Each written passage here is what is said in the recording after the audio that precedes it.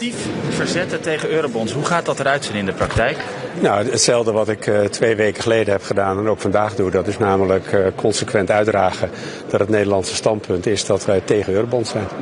Toch komen de leningen, of het nou eurobonds zijn of niet, er komen leningen. Hoe zinvol is dat dan dat u dat doet? Nou, dat is zinvol, want dat betekent dat we kunnen blijven letten op de financiële stabiliteit. Dat we kunnen blijven letten op schuldhoudbaarheid en dat is belangrijk. Plaatst u zichzelf niet een beetje buiten de discussie hier in Europa dan in ieder geval? Nee, totaal niet. Want de discussie waar we het nu over hebben passen binnen de regels. Passen binnen ook de financiële randvoorwaarden die ook zijn gesteld. Dus op geen enkele manier plaats ik mij buiten de discussie. Nederland doet actief mee aan de discussie. Hebben we 2 weken geleden gedaan, doen we vandaag ook. Maar als het dan weer gaat over extra geld dat er moet komen en Nederland zegt nee, sowieso niet lenen. Ja, hoe zinvol is dat dan? Nee, maar we hebben een pakket gisteren gekregen. Dat is dan uitgebracht op basis van de conclusies van 2 weken geleden. Dat gaan we nu serieus bekijken. Onze voorwaarden zijn bekend. Daar gaan we goed naar kijken, ook samen met het parlement. Vandaag ligt het witboek voor de versterking van defensie op tafel.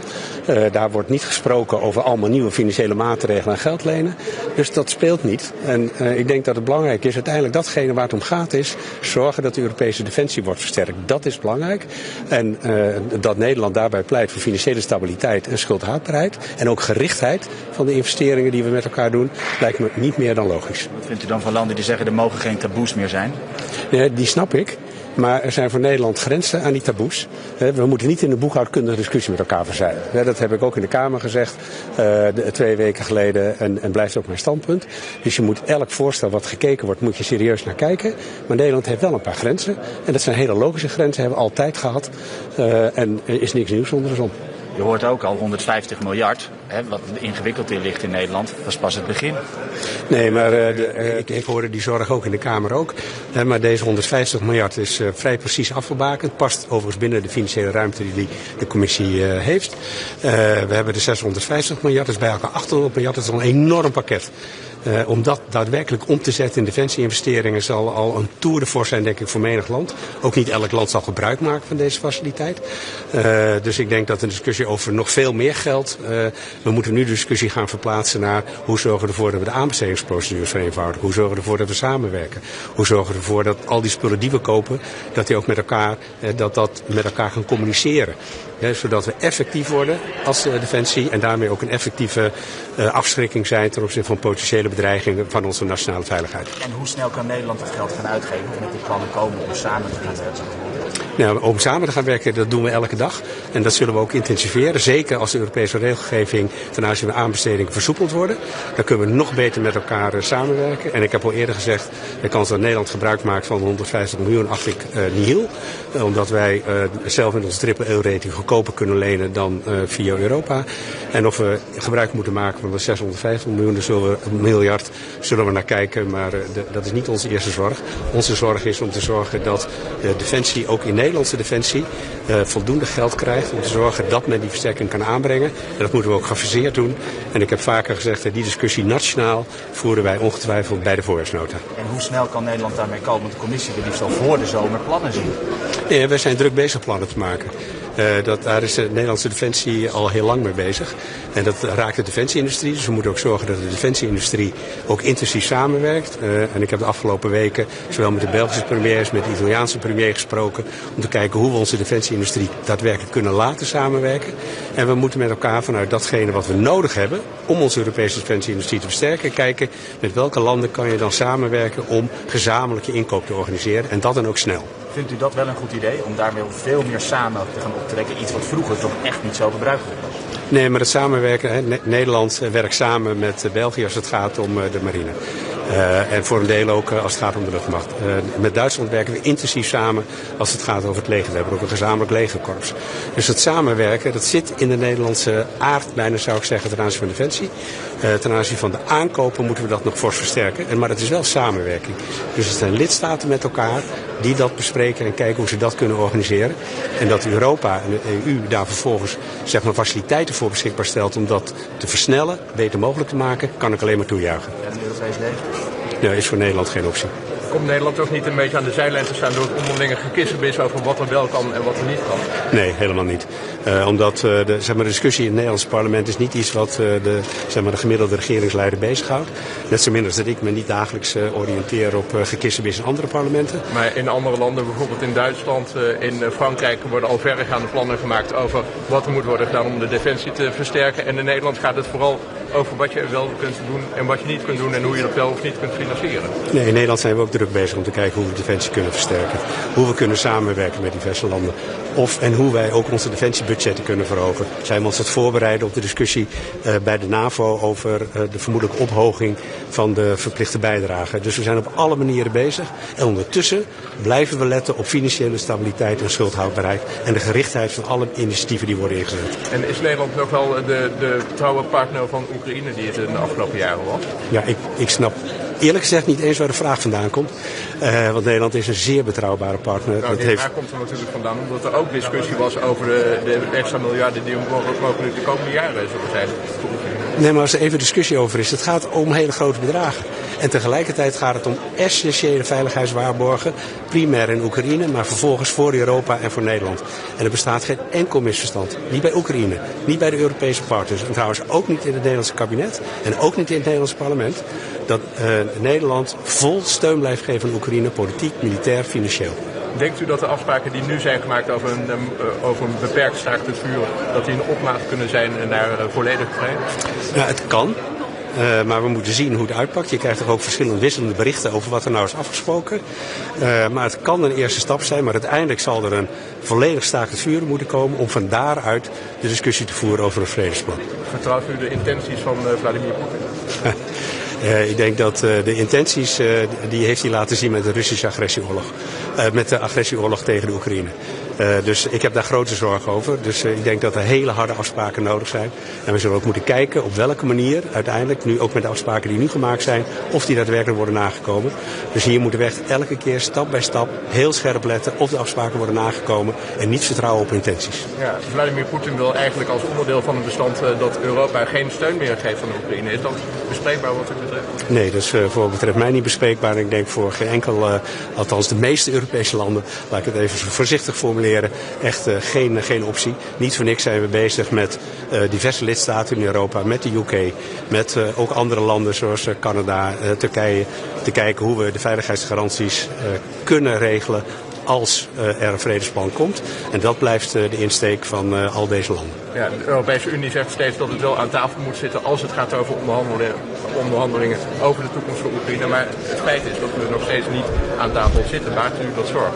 Ja, en tegelijkertijd is de beste manier om aan tafel te komen zorgen dat je iets levert. En daarom zijn al die besprekingen die we de afgelopen periode hebben gehad over hoe ziet dan de veiligheidsgaranties eruit, zowel op regeringsniveau als ook vandaag weer de militaire planners in Londen bij elkaar zijn om daarover te spreken, zo belangrijk. Want dan kunnen we ook zeggen, dit kunnen we met elkaar gaan leveren. Goedemorgen. Ja. U had vanochtend voor de derde keer een... Daar hebben we later... Ik moet zo meteen weg om dat voor te zitten, dat migratieoverleg. Maar dat moet plaatsvinden. Ja. Wat is uw insteek daar? Wat hoopt u daarmee te bereiken? Nou, ik denk we zullen allemaal onderschrijven de laatste terugkeermededeling die gekomen is. Maar wat belangrijk is dat we het willen hebben over de veilige landen. Dus dat er meer landen veilig moeten worden verklaard. Dan kunnen asielprocedures en terugkeer kunnen worden versneld. En wat ook belangrijk is dat we de discussie willen hebben bij terugkeer. Dat niet altijd naar het land van herkomst hoeft. Maar dat het ook kan in een land in de omgeving daar vandaan. Of tijdelijk of structureel. Omdat er voldoende connectie met dat betreffende land is. Dat is altijd een heel omstreden en moeizame maatregelen. Denk je dat het ook echt een bijdrage zou leveren aan het verminderen van de migratie in Nederland? Ja, ik denk als je de terugkeer efficiënt en effectief inregelt, dan helpt dat absoluut bij het verminderen ook van de instroom. Daar ben ik absoluut van overtuigd. En daarom dat we ook zo samen met Denemarken en Italië met z'n drieën elke keer proberen met alle landen die daarin geïnteresseerd zijn. En vandaag zijn er, dacht ik, 14. Te kijken hoe we extra push kunnen geven aan een strak en scherp migratiebeleid. En per wanneer zou dat effect zichtbaar moeten worden? Nou, dat is altijd moeilijk te zeggen. Net zo goed als het heel moeilijk te zeggen is wat nou precies de reden is waarom op dit moment die migratie-instroom zowel in Europa als in Nederland vermindert. Maar we zullen echt door moeten blijven gaan, want voorlopig in Nederland zit de opvang vol, kan de IND bijna de procedures niet aan. Dus is het zaak om te zorgen dat we grip krijgen op migratie en dat de terugkeer ook echt wordt georganiseerd.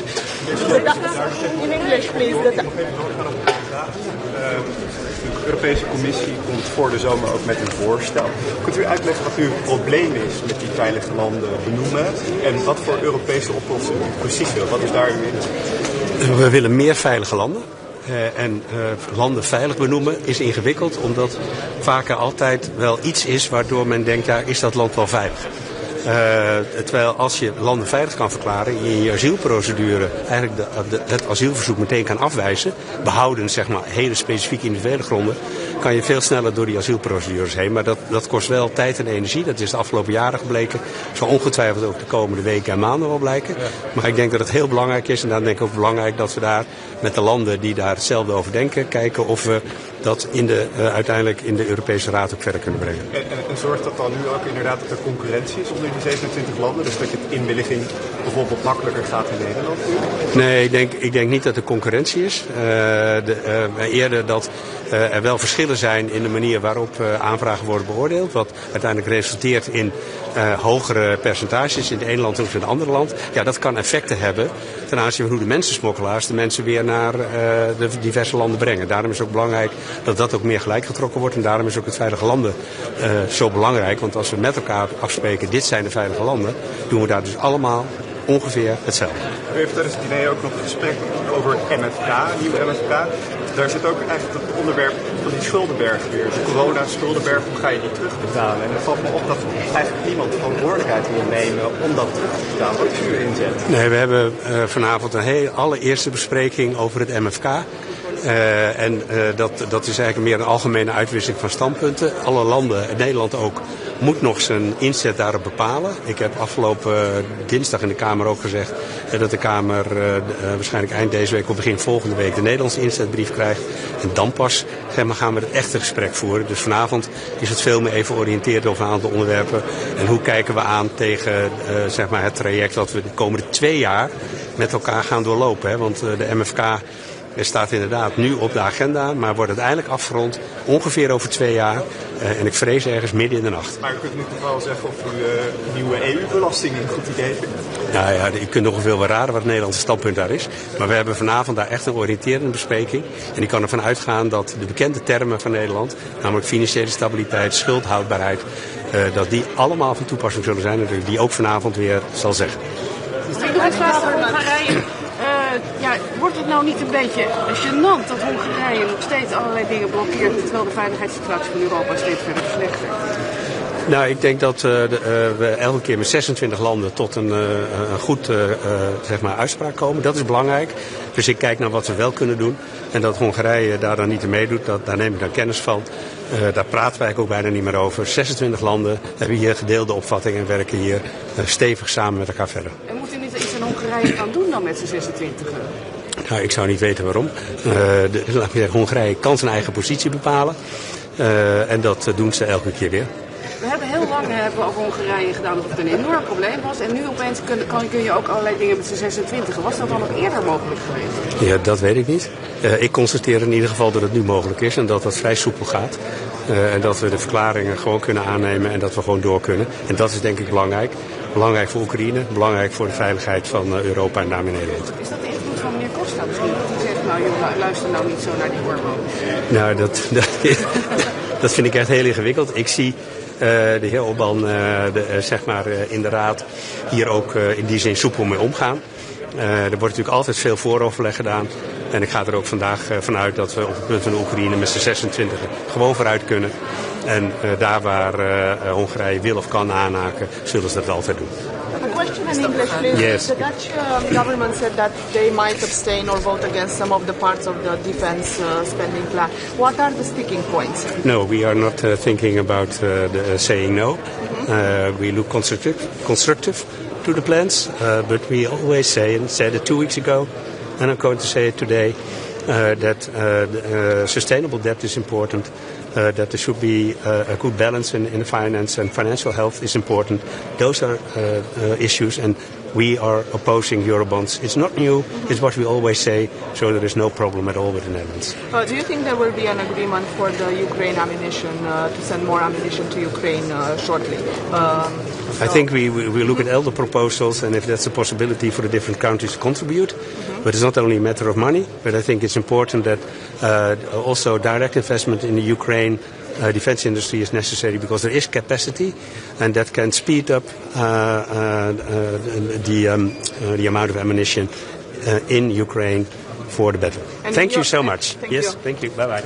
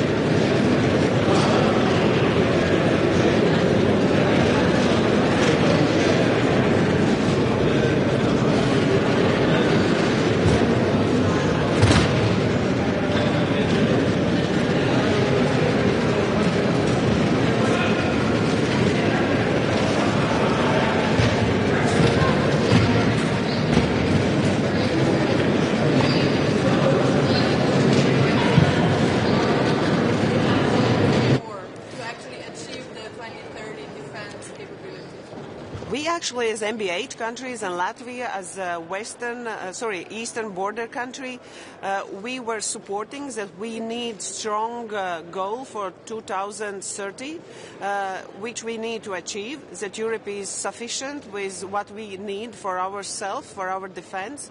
And I believe white paper is just one first step. And the proposal for Ursula von der Leyen as well is the first step. Therefore, we are open for more discussions, how we can find even more finances, how we can get Europe to be more competitive. Capital market as well is one of the topics which could help as well to boost our military industry. Because for military industry, it doesn't help only with European budget, but we need to have a private budget as well and private money coming in. So I support European Investment Bank to be one of the partners in procurement processes within Europe, which could help really for us to show how united are Europe, how strong are Europe. Thank you.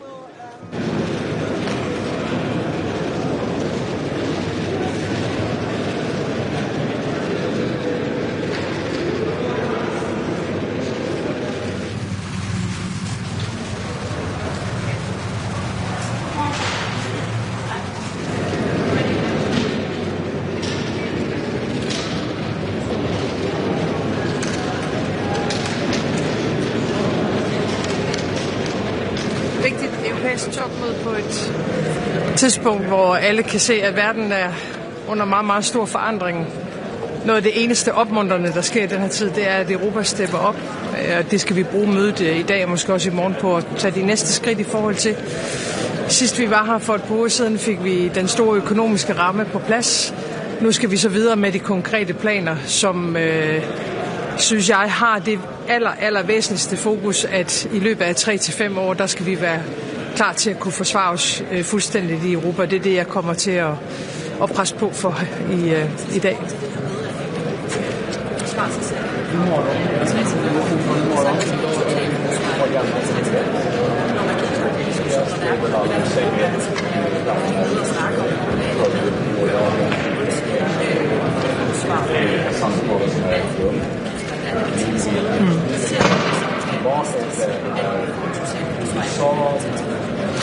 Jeg ser det først og fremmest som en nødvendighed med det, vi ser fra russisk side, og med det trusselsbillede, der er ind imod Europa, og den troværdige fjende, som Rusland desværre har valgt at være ind imod. Ikke alene NATO's østlige flanke, men jo Europa som kontinent. Så jeg ser det som en nødvendighed, og når det er en nødvendighed, så kan det jo også lade sig gøre, hvis vi vil. Men det er klart, det kræver rigtig mange beslutninger, det kræver noget politisk lederskab, og det kræver jo, at vi gør i Europa, som vi gør i Danmark lige nu, altså foretager en massiv oprustning for at undgå krigen. Men det er klart, det kræver, at der er en masse brikker, der kommer til at stå rigtigt på bordet. Vi er villige til at gøre det fra dansk side, vi er villige til at gøre det fra den danske regerings side, og kommer til at presse på for, at Europa får truffet de nødvendige beslutninger tidsnok.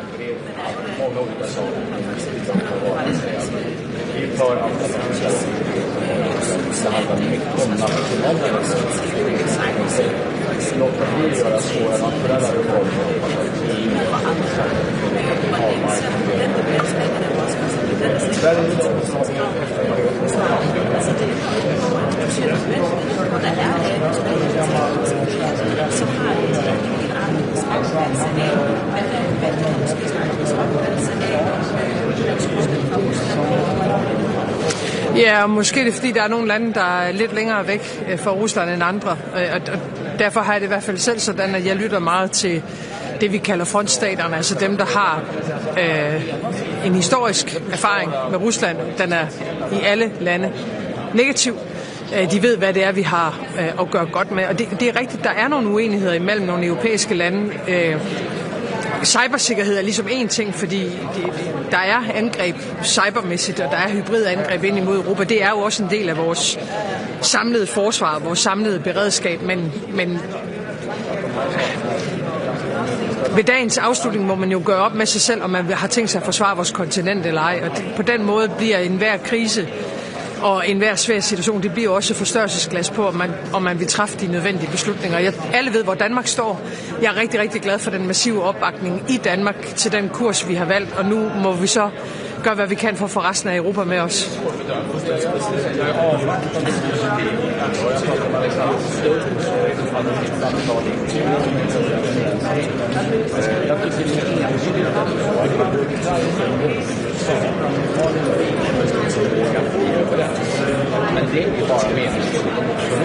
Det skal vi selvfølgelig hverken anerkende eller respektere eller overhovedet gå ind i. Altså Rusland har ingen adkomst til at blande sig i interne europæiske anliggender. Det er en grundlæggende forkert præmis. Det er kun Ukraine, der kan bestemme Ukraines fremtid. Og et hvert forsøg på, at man i Moskva skal sidde og bestemme, hvem der skal være medlem af EU, hvem der skal være medlem af NATO, hvad der måske i EU og NATO-lande, kan selvfølgelig under ingen omstændigheder accepteres. Jeg synes mest af alt det her jo er en understregning af et Rusland, der ønsker at diktere Europas fremtid. Det er derfor, det er så alvorligt.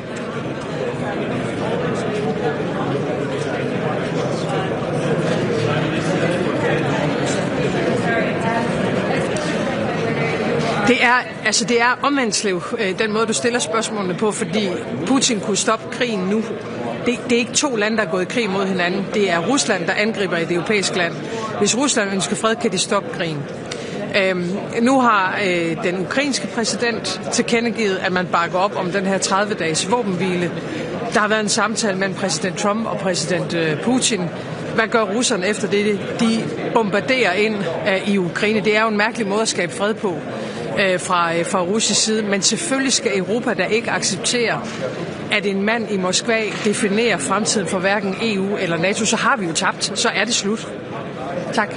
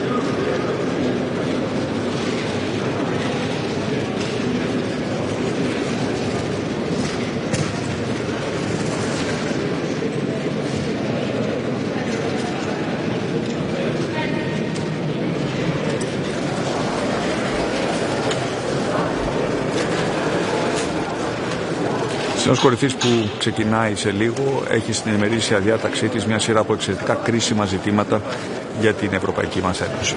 Επιτρέψτε μου να ξεκινήσω χαιρετίζοντας το γεγονός ότι σήμερα το μεσημέρι θα παραβρεθεί ο Γενικός Γραμματέας του Οργανισμού Ηνωμένων Εθνών και με την ευκαιρία αυτή να εκφράσω την ικανοποίηση για τα αποτελέσματα της πενταμερούς διάσκεψης της Γενέβης.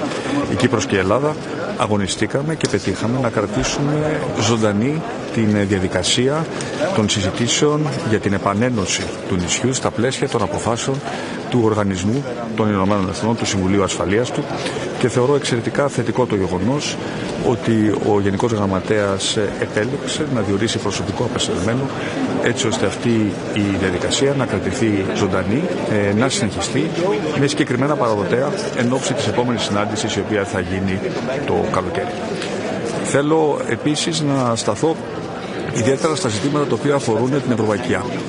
Να χαιρετήσω την κατάθεση από πλευράς της Ευρωπαϊκής Επιτροπής της Λευκής Βίβλου, η οποία συμπεριλαμβάνει πάγιες ελληνικές θέσεις, οι οποίες θα γίνουν πια πολιτικές της Ευρωπαϊκής Ένωσης. Αναφέρομαι ιδιαίτερα στη δυνατότητα να δοθεί δημοσιονομική ευελιξία στα κράτη-μέλη, έτσι ώστε να μπορέσουν να αυξήσουν τις επενδύσεις τους στην άμυνα, αλλά και τη δημιουργία ενός κοινού Ευρωπαϊκού Ταμείου, ενός κοινού Ευρωπαϊκού Ταμείου ύψους 150 δισεκατομμυρίων ευρώ για χρηματοδότηση επενδύσεων στην άμυνα, το οποίο θα προωθεί την ευρωπαϊκή στρατηγική αυτονομία και ουσιαστικά θα περιορίζει τις δαπάνες αυτές σε χώρες οι οποίες είτε συμμετέχουν στην Ευρωπαϊκή Ένωση είτε έχουν συνάψει συμφωνίες στρατηγικής εταιρικής σχέσης με την Ένωση. Είναι ένα ακόμα σημαντικό βήμα για την ευρωπαϊκή στρατηγική αυτονομία και μια πάγια θέση της Ελλάδος, η οποία σήμερα δικαιώνεται.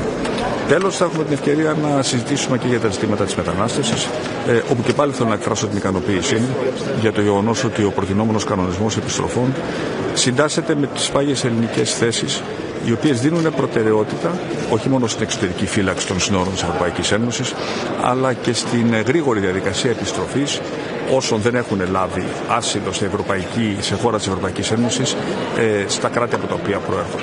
Εξού και αναμένουμε με μεγάλη ανυπομονησία, θα έλεγα, το νέο κατάλογο των ασφαλών χωρών προέλευσης, έτσι ώστε και η χώρα μας να μπορεί να κινηθεί πιο γρήγορα σε αυτή την κατεύθυνση.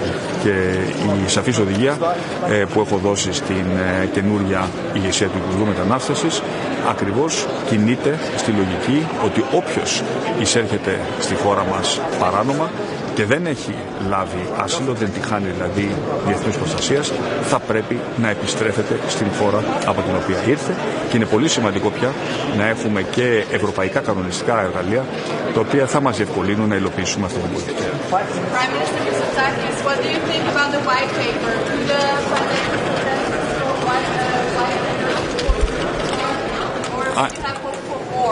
I am happy about the content of the white paper.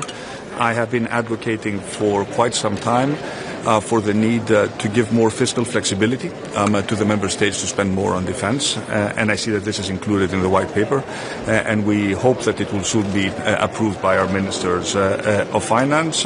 I'm also happy about the initial scope of the SAFE facility.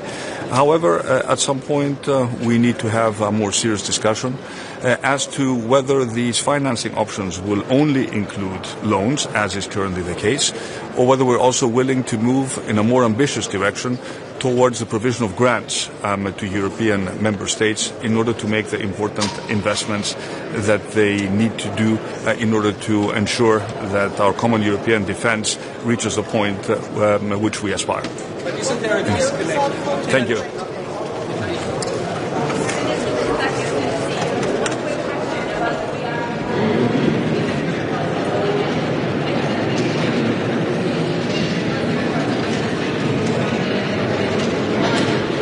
I think it's a very important step in the right direction. First of all, I'm happy about the fact that member states now will have more fiscal flexibility within the confines of the Stability Pact to spend more on defense. We've been advocating for this position, and we expect it to be finalized very soon. We have a 4-year horizon to increase our defense spending, and this is very important because we have very strict fiscal rules, and we need more fiscal flexibility to invest on defense. So this is very positive.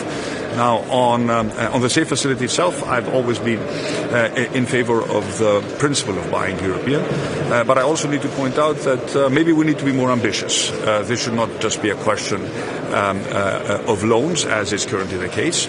I think we also need to seriously discuss the possibility of a facility, a joint borrowing facility that would also offer grants to member states in order to make defense investment decisions in line with the logic of the SAFE facility as it has been provided as it has been proposed by the Commission. So I would urge us to be even more ambitious, although I think it's an excellent first step. Are you therefore going to trying to convince your colleagues? Well, let's see. Thank you.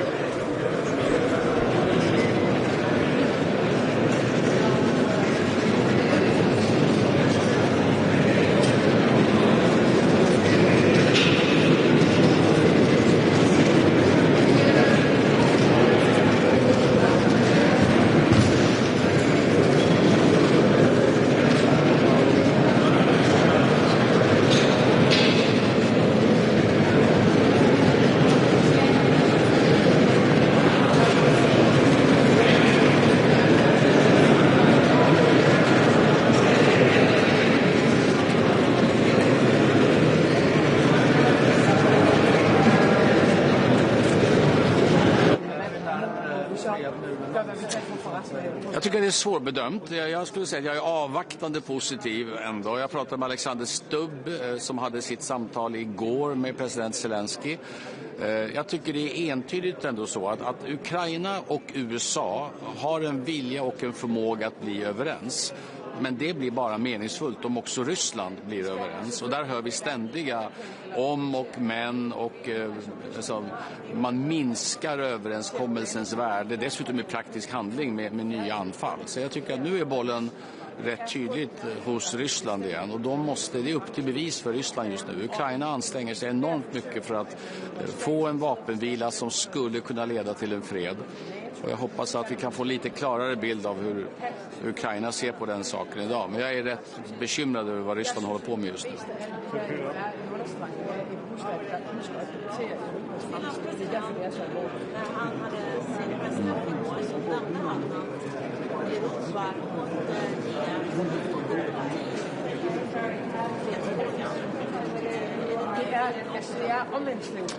Ja, jag tycker vi har varit med hela tiden. Sen är det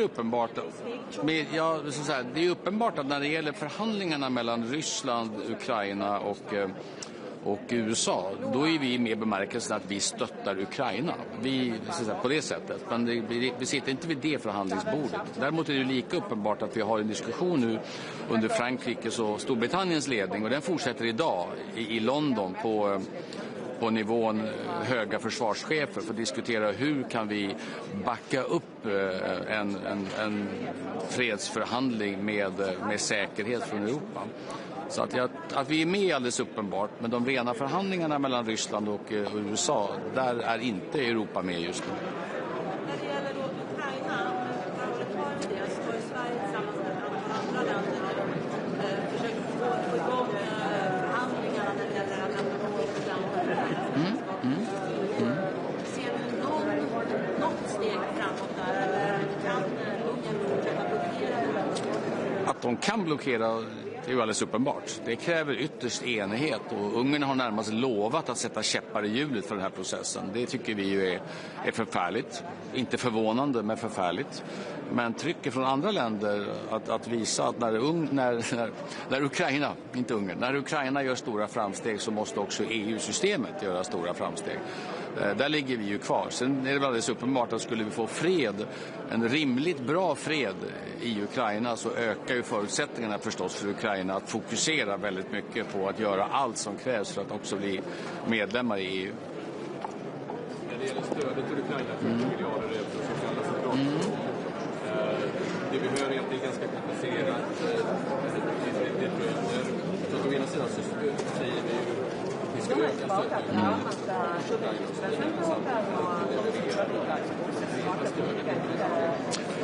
Ja, vi är ju för alla initiativ som ökar stödet. Vi gör ju väldigt mycket själva som alla vet. Senast så fick vi faktiskt Vi såg till att 1,4 miljarder kronor av den svenska biståndsbudgeten kunde omprioriteras till förmån för civilt stöd till Ukraina nu. Vi gör mycket militärt också, så vi uppmuntrar alla sådana initiativ. Sen är det ju ytterst beslut som måste fattas i varje land, men vi uppskattar även Kaja Kallas försök att hitta nya instrument och nya sätt att finansiera Ukraina.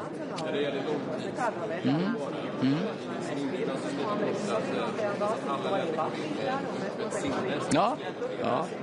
Tycker du att du med öppet sinne har samma restriktiva vissa Jag går alltid in med öppet sinne och tydliga budskap. Det är en bra kombination. Man ska lyssna på andra, men man ska också vara tydlig och klar med vad man själv vill. Det är en förutsättning för en bra diskussion.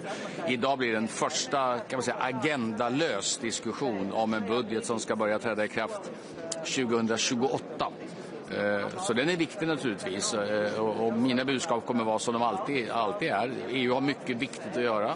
Vill man ta på sig nya uppgifter så måste man vara beredd att stryka gamla uppgifter. Varje krona som vi skickar in till EU-systemet är en krona som vi inte kan använda nationellt och vice versa. Så det finns inga gratis luncher i EU heller, och det kommer jag framföra till en krets ledare som inte kommer vara förvånad över mitt budskap. Dagens nyheter. Hallå? Ja.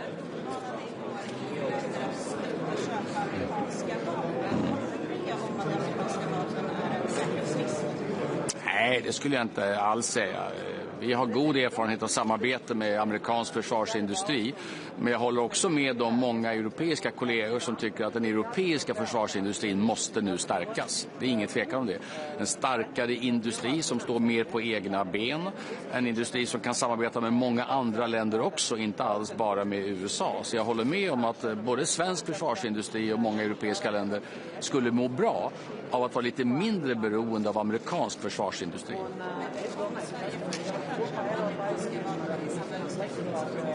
Ja, det får vi ju se. Vi kommer köpa bästa tillgängliga. Jag är framförallt mån om att Sverige fortsätter vara en stor producent själva. Vi köper väldigt gärna svenskt naturligtvis. Vi gör det alltid i konkurrens med andra system. Ju mer Sverige kan åstadkomma tillsammans med andra europeiska länder, desto bättre är det också för europeisk gemensam ekonomi naturligtvis. Jag är mycket för att stärka den europeiska försvarsindustrin, och därför är det också så viktigt. Jag var igår och träffade Europeiska investeringsbankens chef i Luxemburg för att jag verkligen vill understryka att de här reglerna som vi har idag, hållbarhetsregler som antyder att försvarsindustri inte skulle vara hållbart, de är väldigt dåliga. De begränsar möjligheterna till europeisk försvarsindustri, och erfarenheterna från Ukraina är precis tvärtom. Att inte ha försvarsindustri, det är inte hållbart. Och som jag sa på den svenska techmässan, defense industry är numera peace industry, och det måste vi verkligen ha i åtanke, och där går Sverige, tycker jag, i första ledet.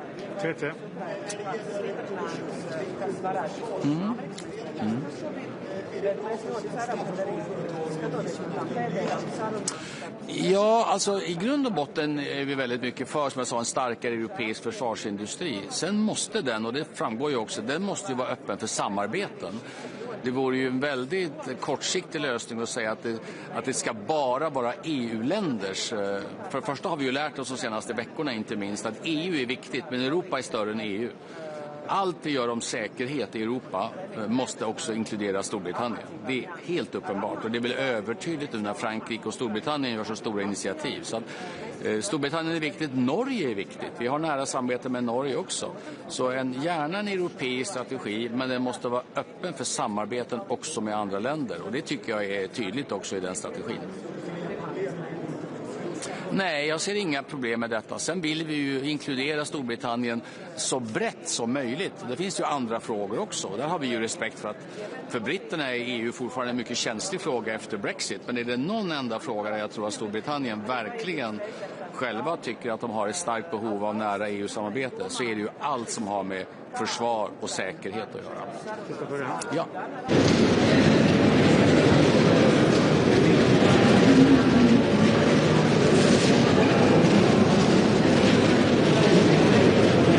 So many topics on the agenda, but I would like to say that, like 87 years ago, before the Second World War, we are standing in front of strategic choice to let the aggressor to escalate the violence and fear, or to stop it, to paralyze its ability to intimidate us, and to build a credible wall of defense separating Europe and Russian Federation.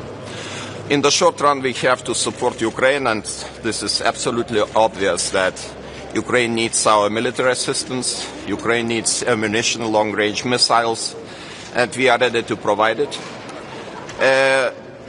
We should increase the pressure on Russia, imposing the 17th package of sanctions, including LNG imports, more banks.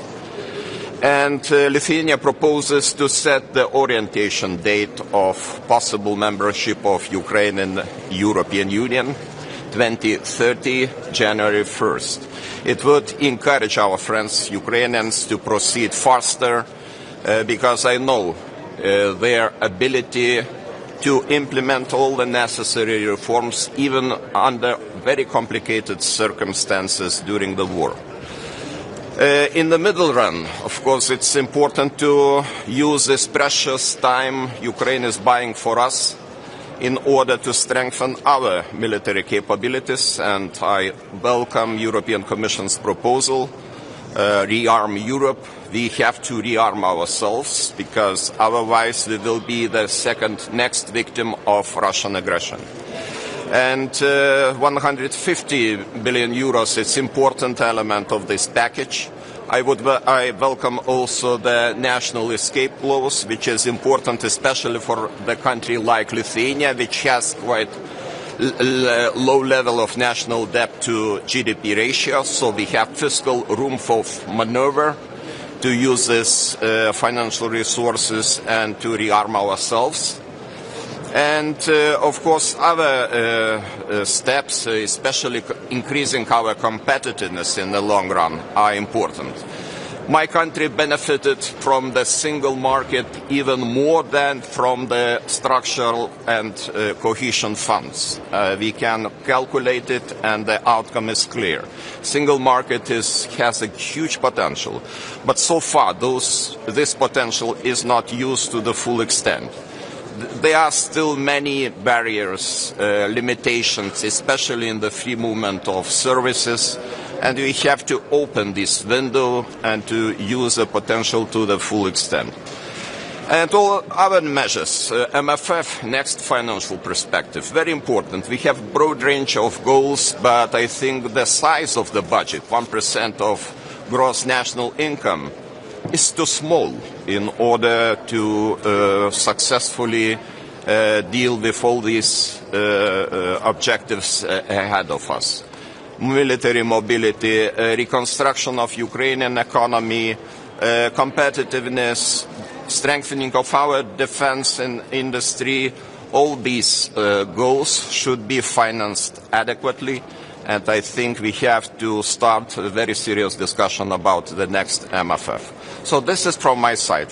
Do you think that the EU is doing enough? I mean, Trump is looking at basically creating a new world order where the EU seems to want to secure the eastern flank with paper. You know, our leadership depends not on our rhetoric or speeches. Our leadership depends on our decisions. And I look forward that we are able to take those decisions. I am talking about the last European Council. I am talking about today's European Council if we take the decisions. If we fill the gap which exists, especially because of new priorities of US administration, then we will get this role of leadership naturally, very naturally. But we have to do. Because otherwise, if we don't act and we only talk, we have nice time in the discussions club, this is not enough in order to be leaders. Defense Commissioner Paphos yesterday said that Russia could attack the EU or NATO country before 2030. Do you think that this will happen? This is exactly the basic assumption we made in Lithuania, because we have very ambitious goal to establish a national division, fully equip it, to build all the necessary infrastructure until 2030. So our calculation is, if the scenario will be like this, we still have about 4 or 5 years. If the sanctions will be lifted, we have even shorter period in order to prepare ourselves for next stage of aggression. So the situation is serious, but I think we have all the means to deal and to take the decisions and to get prepared for next stage of aggression. Thank you. Thank you. Sorry? Well, very good question.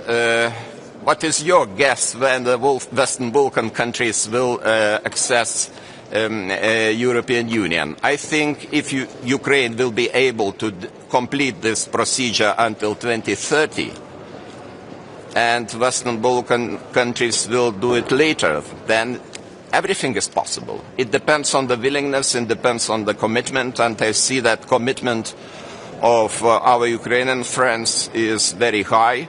The same with Western Balkan countries. I know that they are doing a lot too, they are doing a great job, but we will see at the end of the day. Thank you.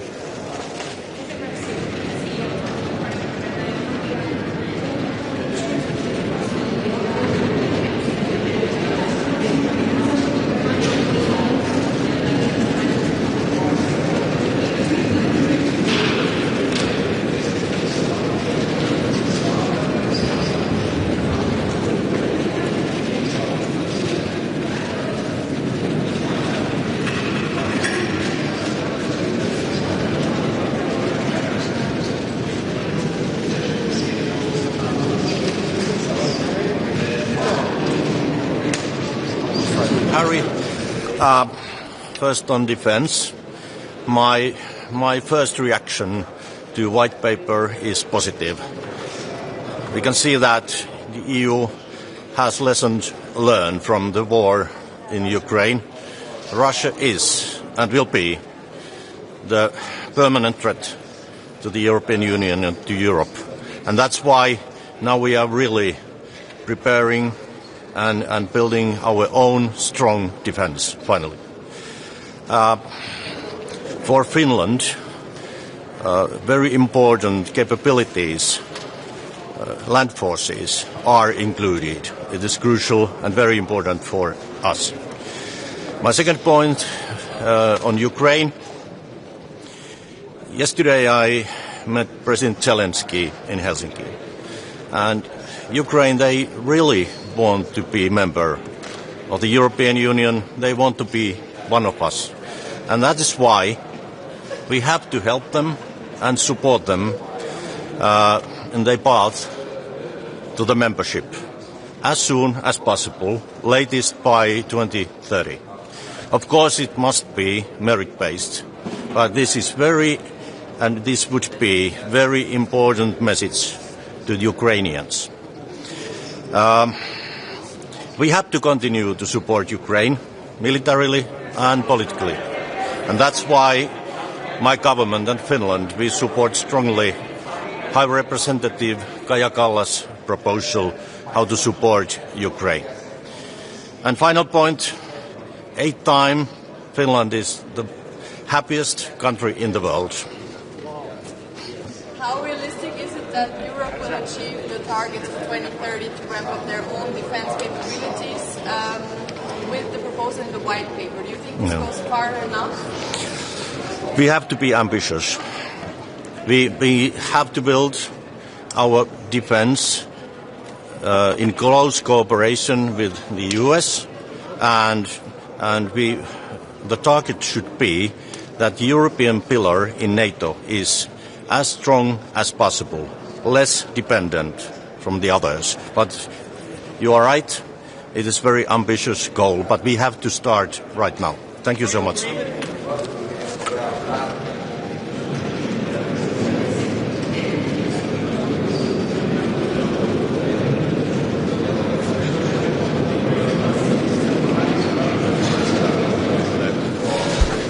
Ehkä me mennään kysymysten kautta. Miten kommentoisitte Zelenskin ja Trumpin eilistä puheenvuoroa ja sitten onko tiedossa, että olisiko Trump antanut tueksi joillekin Venäjän vaatimuksille, esimerkiksi tämän aseavun keskeyttämiseen? Ensin tästä puhelusta niiden tietojen perusteella, jota olen siitä saanut, niin sekä Zelensky että Trump molemmat ovat olleet tyytyväisiä puheluun ja mielestäni se on hyvä merkki.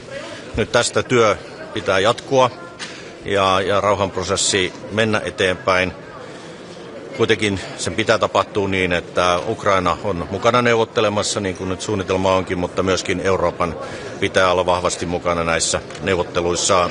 Minusta se oli positiivinen puhelu.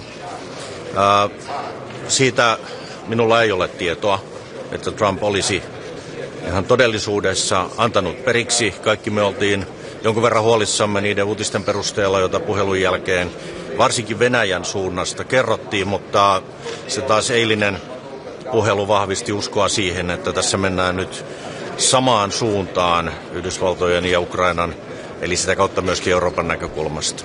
Voiko Kallaksen paketti vielä enemmän? Että aika seurata, että isot jäsenmaat eivät tätä isoa pakettia Ukrainalle olisi hyväksymässä Joo. Kallaksen paketti sellaisenaan, kun hän on sitä esittänyt, niin on todellakin vastatuulessa, mikä on harmi.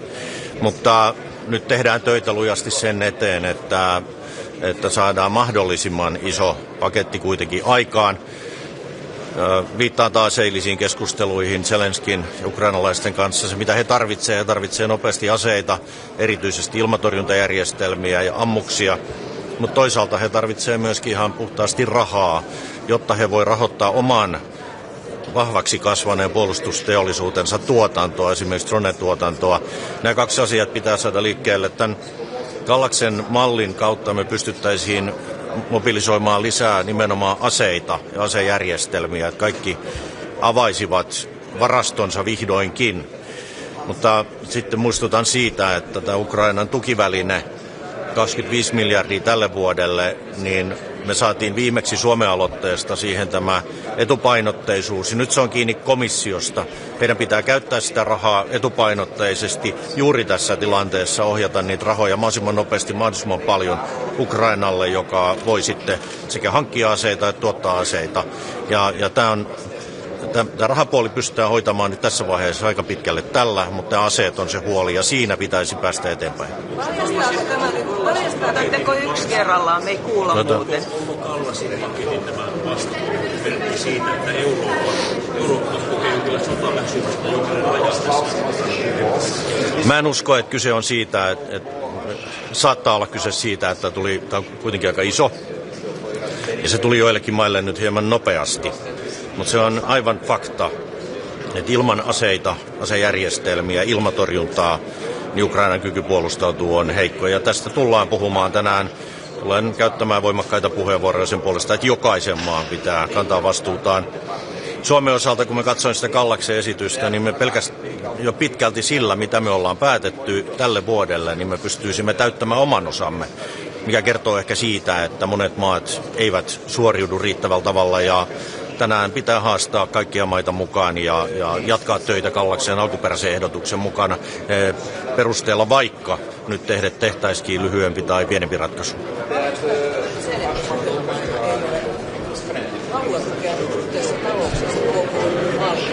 Anteeksi, että... Varmistaako tämä sen, että suurilla mailla ei ole aluetukea niin paljon suhteessa talouksensa kokoon? Mä en halua osoitella nyt ketään tässä erityisesti sormella, mutta sen pystyy katsomaan ihan luvuista ja suhteuttaa, että mitkä maat ovat tukeneet. Ja kyllä sen näkee, että esimerkiksi Nordic Baltic, Pohjoismaat, Baltit, Puola, niin me ollaan tuettu todella paljon Ukrainaa sekä taloudellisesti että aseellisesti. Ja samaan aikaan me nähdään, että siellä olisi paljon tehtävissä vielä muilla mailla.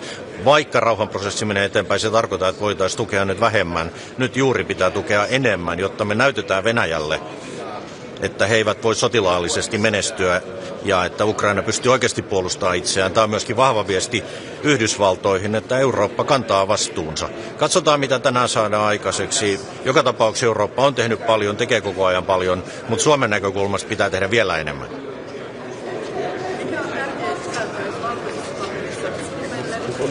Mitä mieltä te olette siitä, että näissä usein hankkeissa Yhdysvallat suljetaan aika paljon pois ja pyritään suosimaan Eurooppaa? Suomen kannalta sanon sen, että mun ensimmäinen vaikutelmani valkoisesta kirjasta on positiivinen. Eurooppa on avannut silmänsä, on tullut herätys näistä opeista, mitä Ukrainasta on saatu, mitä me nähdään, mitä siellä tapahtuu.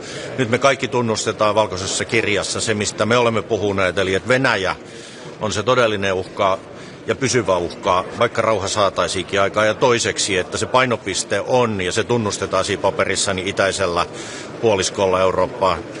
Kolmanneksi nostaisin vielä esille sen, mikä on hyvä, että me ollaan koko prosessin ajan vaikutettu voimakkaasti siihen, että nimenomaan maavoimien tarve nostetaan voimakkaasti esille. Eli tämä perinteinen sota on edelleenkin olemassa, me nähdään se Ukrainassa, tosi samaan aikaan erittäin korkealla teknologialla, myöskin modernin sodankäyntiä, mutta maavoimat tarvitaan ja meillä on itsellä isot investoinnit edessä maavoimiin, niin tämä valkoinen kirja tukee sitä ja mä oon siitä erittäin tyytyväinen ja me on tehty paljon töitä sen eteen, että se on tuossa muodossaan.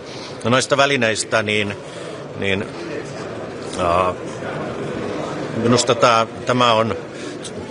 tämä uusi lainaväline, niin se mitä me ollaan sitä nyt alustavasti arvioitu, niin se voi olla meille käyttökelpoinen, koska oleellista on se, että kun se on lainaa, jonka EU takaa, ja lainaa meillä edelleen, niin meidän täytyy arvioida, että onko se edullisempaa ja parempaa lainaa kuin se, mitä me ottaisiin itse. Ja nyt näillä ehdoilla, mitä tällä hetkellä on näkyvissä, näyttää paremmalta ja edullisemmalta. 10 vuotta lyhennysvapaa, hoidetaan kulut itse siihen asti, 45 vuotta takaisinmaksuaika, niin se näyttää houkuttelevalta ratkaisulta ja mä luulen, että me lähdetään kyllä valmistelemaan, että me oikeasti haettaisiin siitä osuutta ja käytettäisiin sitä. Lisäksi lainan korko taitaa olla nyt jo hieman alempi kuin mitä Suomi itse saisi, että maailma on muuttunut sen verran. No sitten tähän tuotantoon, jos siihen viittasit, niin me ollaan liian riippuvaisia myöskin tuotannossa muista, eli Yhdysvalloista. Me tullaan jatkossakin tarvitsemaan yhdysvaltalaista aseteollisuutta ja meidän kannattaa ostaa parasta. Mutta samaan aikaan, kun me tullaan käyttää satoja miljardeja euroja Euroopassa puolustukseen tulevina vuosina, niin se on myöskin suuri mahdollisuus teollisuudelle, kasvulle, työllisyydelle joka puolella Eurooppaa. Ja meillä Suomessa on hienoja yrityksiä, jotka tällä hetkellä kasvaa, jolla on juuri sitä osaamista ja niitä tuotteita, mitä Euroopankin puolustuksen rakentamiseen tarvitaan, niin minusta se on hyvä, että siinä korostetaan tämän eurooppalaisen teollisuuden roolia ja isossa roolissa paperissa on nimenomaan tämä eurooppalaisen tuotannon merkittävä kasvattaminen. Valitettavasti meidän täytyy nyt lähteä. Kiitos. No niin.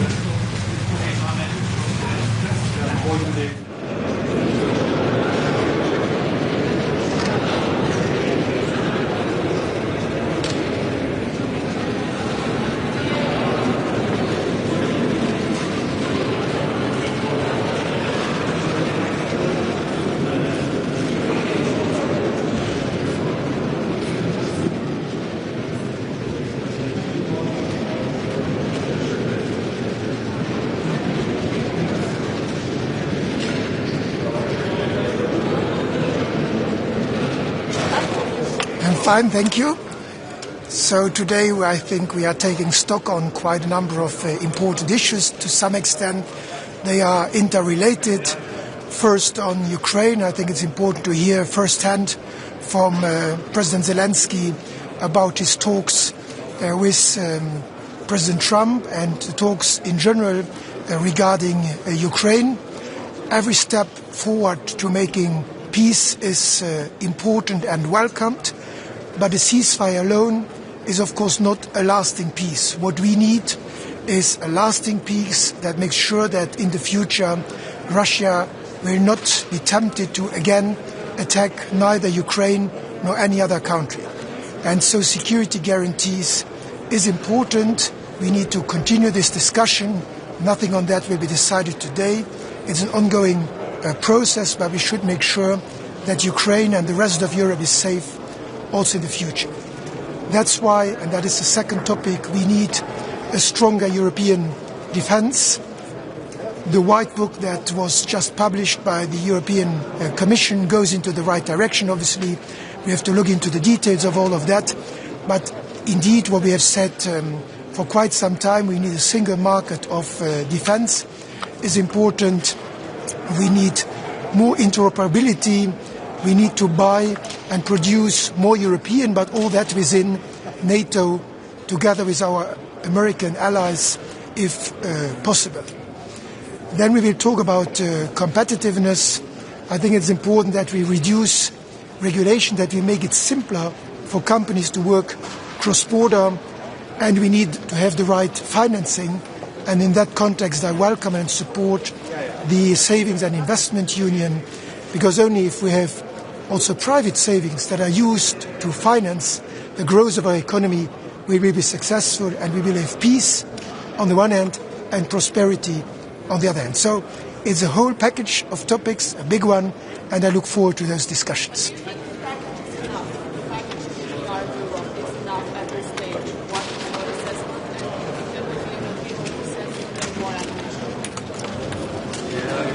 It's always a big step into the right direction. Whether it's enough, I think this is already quite a lot.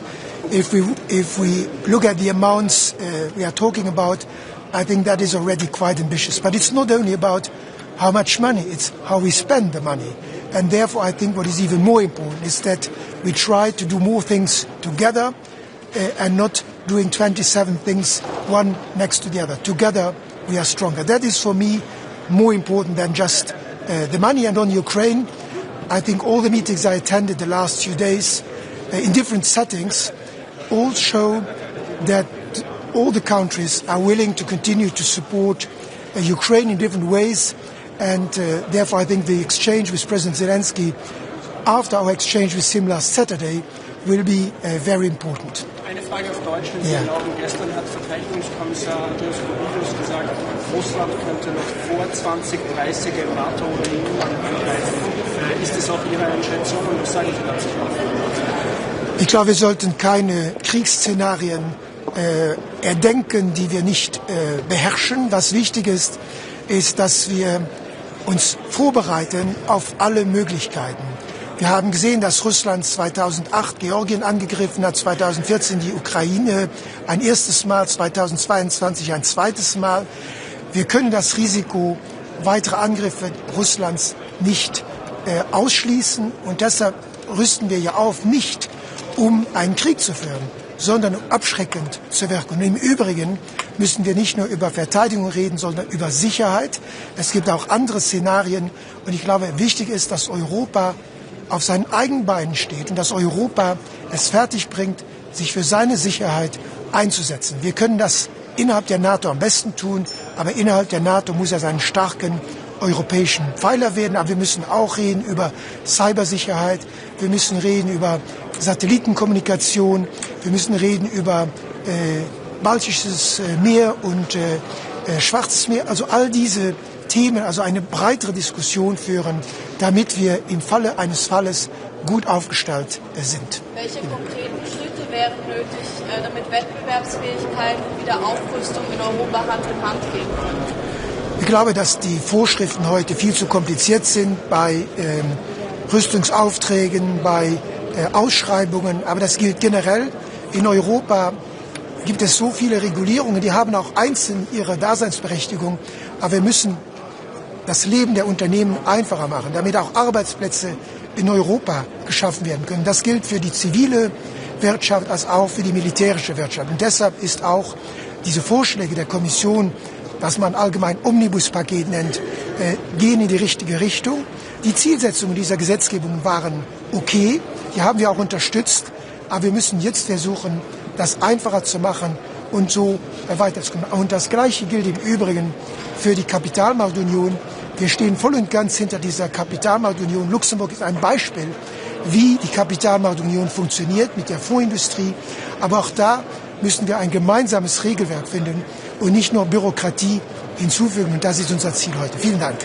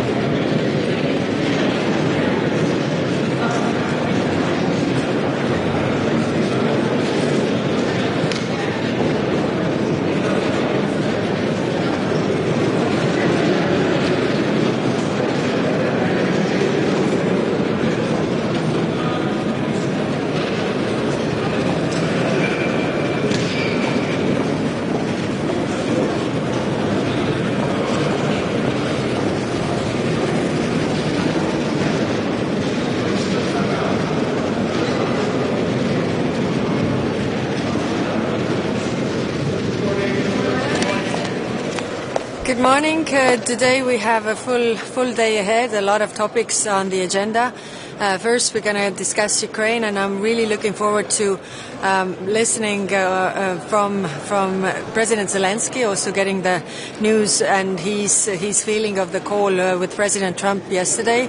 I very much welcome the announcement by President Trump that the U.S. is trying to find additional air defenses for Ukraine. This is extremely important. And of course, today we are discussing what more can we do. So, for Ukraine, but also for our own defense. For Ukraine, I've proposed initiative to really go with the ones that President Zelensky needs. Ammunition in amount of 5 billion.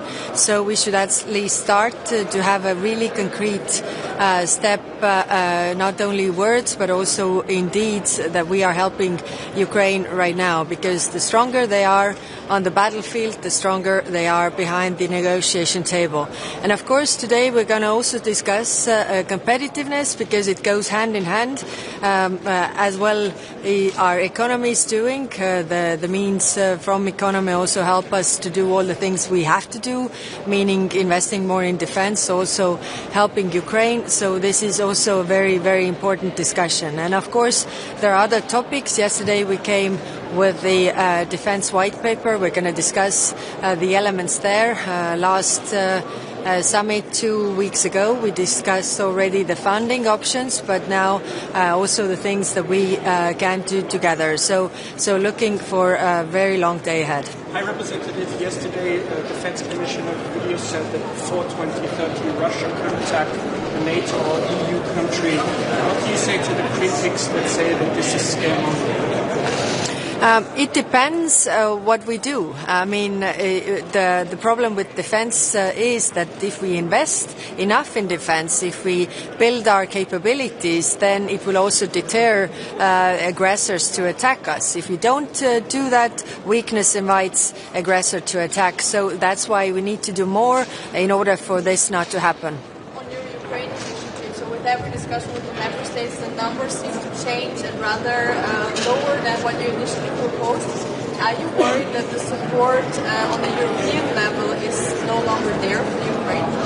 If you listen to the statements of the leaders, then the support is very much there, and that's why it should be also seen in deeds, in numbers, in actual ammunition that Ukraine needs. So I'm really hopeful that we will push this forward. And why is it that 40 billion seem inachievable for so many of the member states?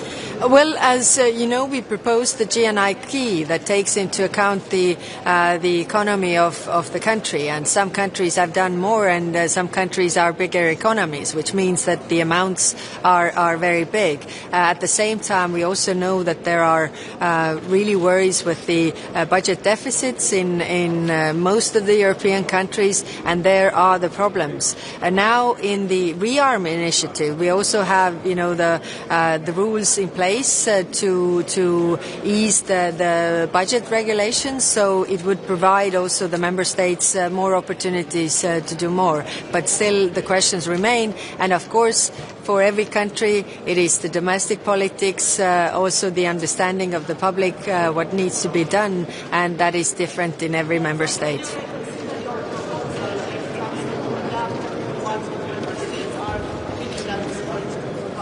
We are doing that all the time because I think it's important to have a tangible result. So if we are not able to decide right now for the whole year that is coming, let's decide on the short term, which is the imminent needs that Ukraine has regarding the ammunition right now.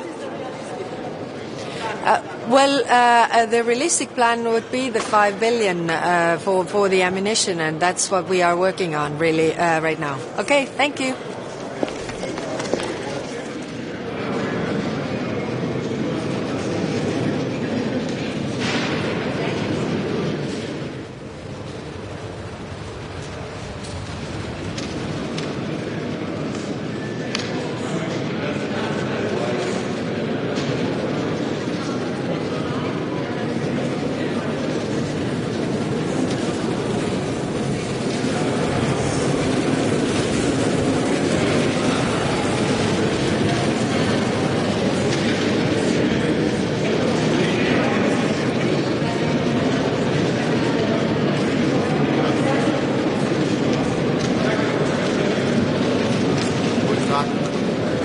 Es sind besondere Zeiten, in denen wir uns treffen. Das merkt man ja schon an der Dichte der vielen Treffen, die wir gegenwärtig in Europa haben, in verschiedenen Hauptstädten, in verschiedenen Konstellationen, aber auch immerhin wieder hier im Europäischen Rat. Und das ist auch richtig so, denn uns fordern eine ganze Reihe von Dingen heraus, insbesondere der russische Angriffskrieg auf die Ukraine. Und deshalb ist es auch richtig, dass das zuallererst hier wieder auf der Agenda steht.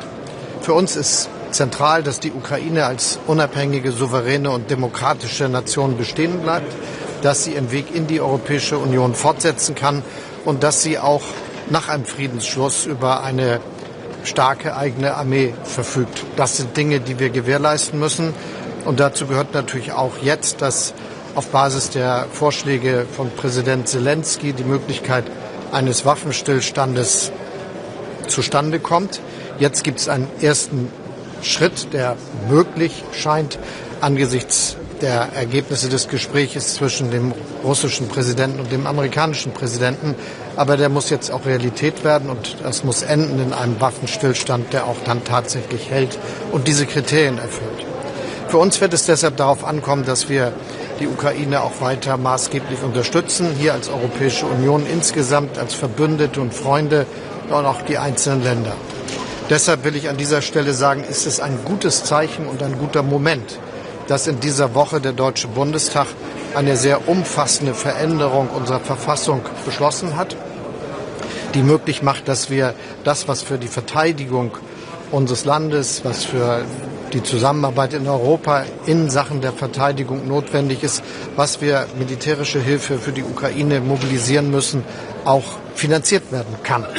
Ein wichtiger Schritt neben den Investitionen in die Infrastruktur, die gleichzeitig möglich gemacht worden sind. Und morgen wird es hoffentlich und voraussichtlich so sein, dass der Bundesrat in Deutschland diesen Beschluss auch fasst, sodass wir jetzt den Spielraum haben, all das zu tun, was wir tun müssen als großer Staat in der Mitte Europas. Dazu wird übrigens auch zählen, dass wir dann, wenn die Beschlüsse gefasst sind, eine weitere Aufstockung unserer Waffenhilfe für die Ukraine auf den Weg bringen werden.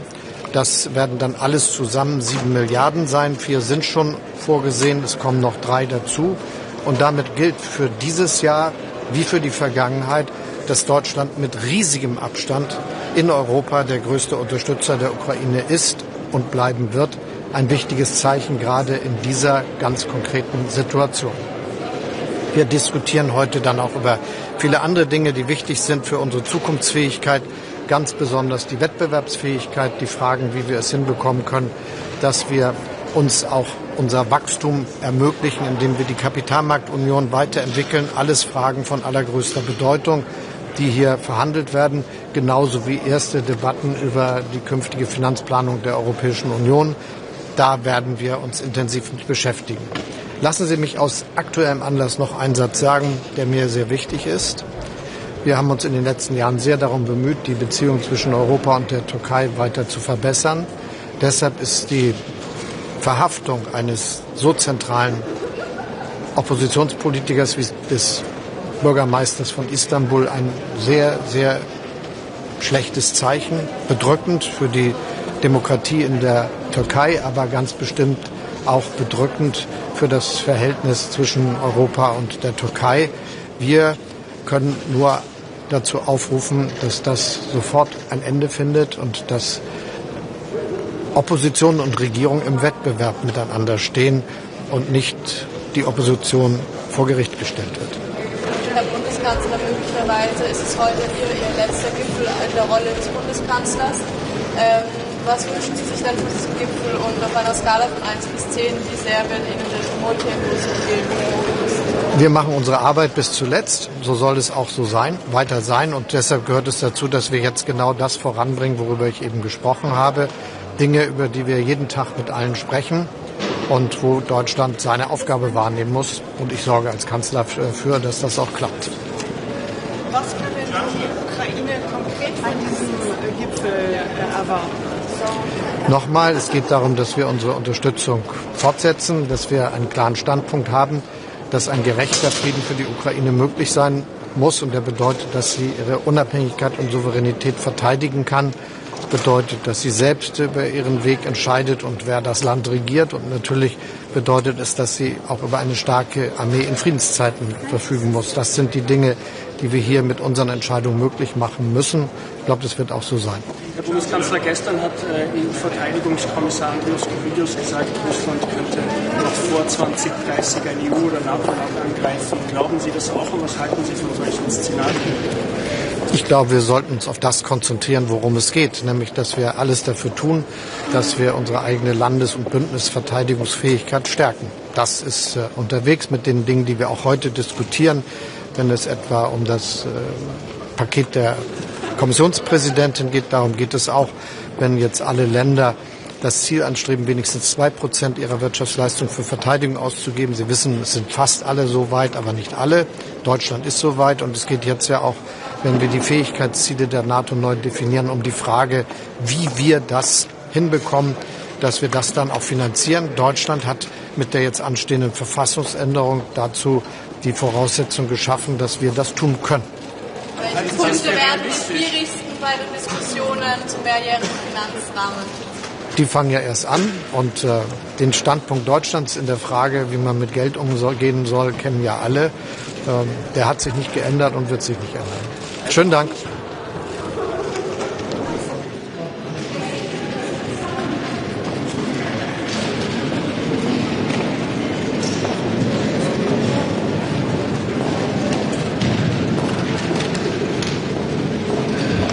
internacional y el otro es el ámbito de la competitividad, ¿no?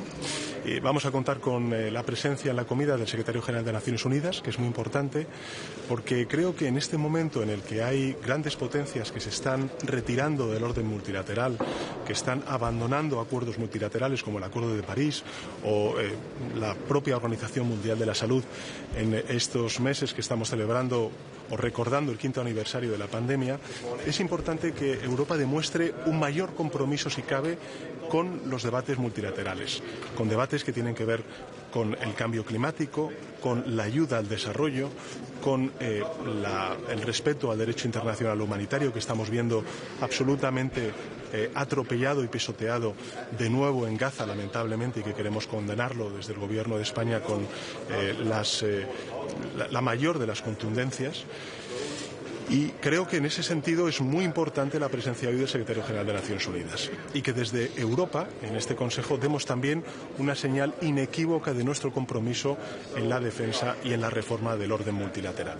¿Por qué digo esto? Porque se van a tratar distintos temas en esa comida con el Secretario General, pero uno de especial importancia para España, que es la celebración de la Conferencia de Financiación al Desarrollo que se va a celebrar en Sevilla entre los meses de junio y de julio, donde vamos a contar con importantes líderes del sur global y en los que yo voy a pedir explícitamente a los líderes europeos que participen activamente, porque ahí tenemos que hablar de cómo podemos reformar el sistema de financiación internacional para que los recursos económicos lleguen también a los países que más necesitan hacer frente a la pobreza, al desarrollo económico y, lógicamente, también a las consecuencias derivadas de la emergencia climática que se está viviendo en el planeta y particularmente en estos países. Dos, evidentemente vamos a hablar del orden internacional, del derecho internacional y de su respeto, y ahí España ha mantenido siempre una posición de absoluta coherencia con el respeto al derecho internacional, a la resolución de los conflictos por vías pacíficas y, por tanto, al rechazo contundente ante esta escalada belicista que hace 3 años inició Putin, en este caso en Ucrania, o que por desgracia estamos viendo en Gaza y en Cisjordania por parte del actual gobierno de Israel, liderado por el primer ministro Netanyahu. En el ámbito de Ucrania, saben ustedes que el Gobierno de España, tanto a nivel europeo como también a nivel bilateral con Ucrania, estamos apoyando a Ucrania desde nuestras capacidades, también para que tengan mayores capacidades militares y puedan defenderse de la agresión de Putin. Y, lógicamente, a nivel europeo, pues estamos apoyando todo tipo de sanciones, todo tipo de acciones que de alguna manera sirvan para que se consolide un alto el fuego que derive en una paz justa y duradera. Quiero también trasladarles que en el Consejo Europeo, lo diré de manera mucho más contundente y visible, que nosotros vemos bien la propuesta del gobierno finlandés. El gobierno finlandés viene desde hace ya unos cuantos meses, y también el propio presidente del Consejo Europeo, Antonio Costa, defendiendo la necesidad de que Europa dé un paso al frente a la hora de liderar o de participar en las negociaciones de paz que se están produciendo ahora mismo entre Estados Unidos, Rusia y Ucrania. Europa tiene que estar en la mesa. El presidente de Finlandia ha planteado una estrategia de negociación en la que inevitablemente necesitamos un equipo de negociación y también un representante o una representante que hable en nombre de todos los europeos, y yo, por supuesto, voy a apoyar esta propuesta del gobierno finlandés y también, lógicamente, la propuesta que ha hecho de manera informal el presidente del Consejo a todos los líderes del Consejo Europeo. Finalmente, un apunte sobre competitividad. Yo creo que España puede, en fin, demostrar muchas cosas sobre la política económica que hemos hecho durante estos años.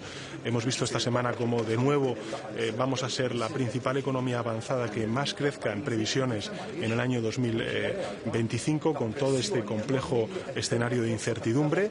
Se están rebajando las previsiones de crecimiento económico en otros países europeos, pero no en el caso de España, que se están aumentando al 2,6, al 2,7, en función de cuál sea el organismo internacional o el organismo nacional al que nos refiramos. Y, por tanto, desde esa perspectiva, creo que es importante que traslademos, uno, que la transición ecológica y, por tanto, la adaptación y la lucha contra el cambio climático no es un freno a la competitividad, sino que van de la mano. Seguir apostando por una transición energética verde, cumplir con nuestros objetivos del Pacto Verde, son fundamentales para seguir ganando competitividad. En segundo lugar, que tenemos que dar ese salto tecnológico de transformación digital, y en ese sentido pues damos la bienvenida con algunos matices que ya luego en la rueda de prensa pues explicaré sobre al menos el marco, ¿no?, en el que se desarrolla el discurso del libro blanco. Tengo que decirles que a mí el término rearme no me gusta en absoluto, no comparto ese término. Creo que tenemos que hablar de otra manera, de dirigirnos a nuestros ciudadanos de otra manera cuando hablamos de la necesidad de mejorar la seguridad y las capacidades de defensa europeas, pero en todo caso creo que ese salto tecnológico que tenemos que dar también es bastante coherente con lo que hemos hecho durante estos 7 años de gobierno y que vamos a aprovechar precisamente ahora que vamos a dar un paso al frente en una mayor inversión en seguridad y en defensa. Y finalmente, bueno, hablaremos del marco financiero plurianual. Para que nos entiendan los ciudadanos y ciudadanas, estamos hablando de los presupuestos de la Unión Europea, que empezamos el debate y que tendrá que sustanciarse pues en los próximos meses y en los próximos años, ¿no? Yo creo que ahí hay elementos importantes que tienen que ver con políticas que han sido muy buenas para Europa y para España, la política agrícola común, la política de cohesión y los fondos estructurales, en definitiva, políticas que son señas de identidad del proyecto europeo y que lógicamente nosotros queremos seguir preservando y defendiendo. Pero en todo caso, como digo, hay muchos temas. Al final son dos, uno la dimensión internacional y otro la dimensión, digamos, de competitividad económica, y yo lo resumiría, la posición del Gobierno de España, con una frase muy sencilla. Yo creo que el desafío que tiene ahora mismo Europa es el de crecer hacia adentro y abrirse aún más hacia afuera. Crecer hacia adentro significa potenciar el mercado único europeo, y abrirnos hacia afuera significa participar de manera activa y constructiva en el orden multilateral, en los debates globales, sobre todo el de la transición ecológica o el de la inteligencia artificial, y sin duda alguna seguir tejiendo lazos, relaciones comerciales pues con otras regiones del mundo, como pueda ser el Mercosur, Chile, México, Canadá, India, en la reciente visita de la presidenta de la Comisión Europea. En definitiva, creo que estamos en un momento en el que necesitamos más Europa, y más Europa significa más política social, significa más relaciones con otros bloques regionales, significa más implicación en los debates multilaterales y, lógicamente, significa también más seguridad y defensa, que es de los temas que hablaremos hoy en el Consejo. Yo sé que tienen ustedes preguntas, pero luego tendremos una rueda de prensa en la que prometo responder a todas las preguntas, pero ahora me voy para adentro. Gracias. Just one. Just one. I just would like to understand what you make of the recent proposal from the Commission for rearm. Well, I don't like the term. I don't like the term rearm. I think that the European Union is a political project of soft power, and also we have a duty nowadays with a hard power. But I think it's very, very important to stress our assets when it comes to talk about the soft power. I think this is the issue. This is my objection, my principal objection that I have to this term of rearm, and of course we're very committed not only to increase our defense expenditure, but also to have this angle of security, because as I always share with my colleagues around the table in the European Council, it is important to take into account that the challenges that we face in the southern neighborhood are a bit different to the ones that the eastern flank face. And this means that we need to strengthen our border controls. This means that we need to strengthen our capabilities to fight against terrorism. This means that we need to strengthen also our capability when it comes to cyber attacks and these hybrid attacks. And these are the things that, of course, we have to take into account when we speak about this new financial instrument, and also when we speak about these fiscal rules capabilities that we will have for the coming years. About Gaza, sir, do you have any new initiative concerning Gaza, speaking about your neighbor? Just, I mean, we've been very, very coherent since the beginning of this war. Not only in Gaza, also in the West Bank, and of course in Ukraine. It is very important that all member states and also the European Union, we stick to the principles of the international rules and also the humanitarian international rules. And this means that we need to condemn with our strongest voice what is happening nowadays in Gaza. And that is why I think it's very important also that we have included in our conclusions the importance of the Arab countries on how do we face the reconstruction of Gaza and how do we move forward for the two-state solution. This is the Spanish position since the beginning of this war, and of course we will work with our Arab colleagues to move forward and to materialize, I think, a very fair goal for the Palestinians, which means to have its own state. Thank you very much. Thank you very much.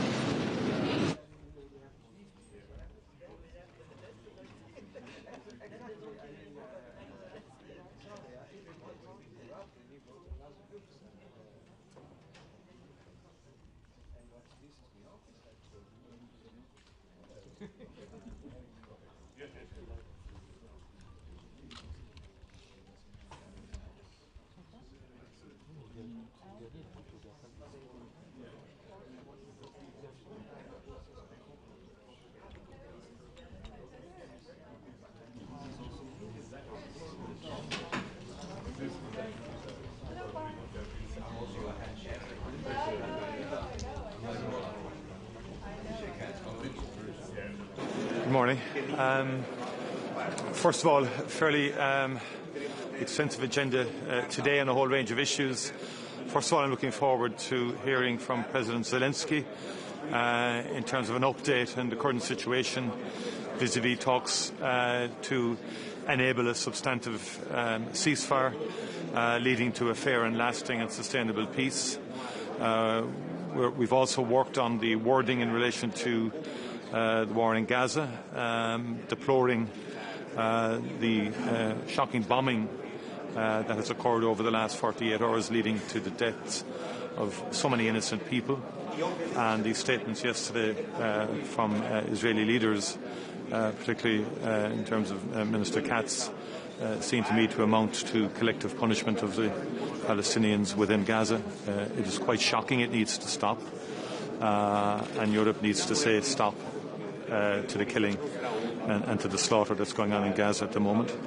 We do also need a release of all hostages, and we need to move very quickly to phase 2 of the ceasefire, which was originally agreed and which should be complied with. There will also be discussions on competitiveness, and Ireland strongly favours expanding and strengthening the single market. Europe needs to work on what it can control to make Europe more competitive, particularly then also working on getting energy prices down, more investment in grid infrastructure across Europe, and that is important for European competitiveness, but also for European consumers and citizens. On defence, the white paper, I think, is a significant document. It will need further, obviously, discussion and reflection. There won't be a major reflection on it today because it was published yesterday, but nonetheless, following on from the proposals from the President of the Commission, the capacities are being created for Member States to allocate additional funding to increase defence expenditure in the Member States and security capability. And we've been supportive of the measures that the President has announced, the President of the Commission has announced. There are a lot of issues around procurement capacities within Europe and the capacity of the European defence industry to respond to this increased expenditure. And then on the broader economic front, obviously Europe will await what happens on April the 2nd in terms of any US decisions around tariffs, and Europe will give a bit of time to have a comprehensive response to that. Our view is that Europe has to be strategic in its response, and particularly where we enjoy surpluses and so on.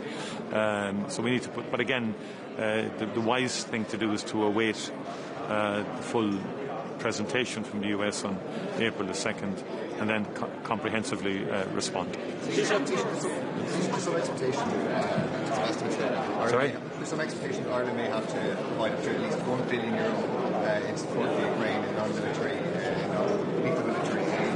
Is that your expectation? Not today, no. I mean, that's not on the agenda today. I think you're probably referring to the proposal from the High Representative Kaya. But I don't think that's for decision today, and there hasn't been agreement on that. I think what's on the table right now is essentially what was agreed by the members in respect of the Commission President's proposals and recommendations. Now, other proposals may come downstream. We've already taken a decision bilaterally to allocate aid to Ukraine for non-lethal assistance because of the freezing of the EPF by Hungary. And so therefore we're moving in bilateral channels now to allocate that aid to Ukraine. On the Callas proposal. Sorry? On the Callas proposal, it's the 40 billion upper end of the scale. Do you believe that is realistic, or will it more likely be somewhere around 30 billion or something like that? Again, it's early days on that. There hasn't been agreement on it, so it could be a lower figure, but I don't really want to speculate on something that's not firm. Clearly, I don't see agreement on it today, unless it's a much lower figure. Other member states have particular issues with it. Just regarding the resumption of hostilities in Gaza, does that add a new impetus for the government to bring forward its alternative to the Occupied Territories Bill? And do you have an updated timeline on that? Yeah, again, look, the government has agreed to progress it. One way or the other, I don't think it's going to impact on the immediate decisions of the Israeli government in respect of Gaza. I think that needs to be said. But what has to happen now, I think, is that as much pressure as possible from the European Union, US and others, is to say to Israel to stop this bombing. I mean, there was no warning. Many people had come back after the ceasefire to their homes in the expectation that they were going to experience some degree of peace and harmony. And that has been shattered by what appears to be very indiscriminate bombing of just, please, I'm going to make the point, indiscriminate bombing of Palestinian homes and families. And that's, like, one way or the other, the occupied territory isn't going to change that. But I think the Minister of Foreign Affairs is progressing it. A lot of the amendments have been worked on by the officials in the Department of Foreign Affairs. They will need. It won't be before this session will end, but hopefully in the next session. On taxation, because you mentioned it there, the French Prime Minister said the EU was wrong to target Bourbon. Sorry? The French Prime Minister said the EU was wrong to target Bourbon in its retaliatory tariffs. Will you be talking to President Macron today about that, making a case for Irish whiskey? And just, are you aware of any pharma firms that are scenario planning to move their IP out of Ireland as a result of these tariffs? No, I mean, first of all, medicine is a very key issue for European patients, for American patients. Cost of medicines are very high in the United States. Tariffs would even lead to higher prices for medicine in the United States. So I don't see the logic in that. There already has been substantial changes around pharma and so on, and if you look at the Guilty Act of 2017, which the United States brought in, the BEPS process which we signed up to, I mean, the transfers back to America are far, far greater than, say, 4 or 5 years ago in respect to royalties and IP and so on. Again, I think the sensible thing is to await what package is announced by the US on the 2nd. And what I said earlier about being strategic, obviously in certain areas we enjoy a significant surplus, such as in food like butter or alcohol and so on. But there's a broad range of sectors, and I think we need to be careful not to be dragged down every individual sector, and Europe needs to be unified in response.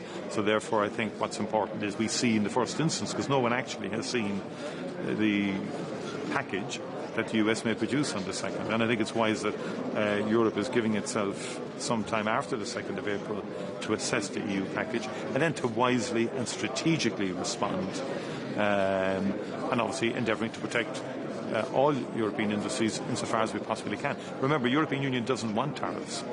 The European Union hasn't initiated any tariffs.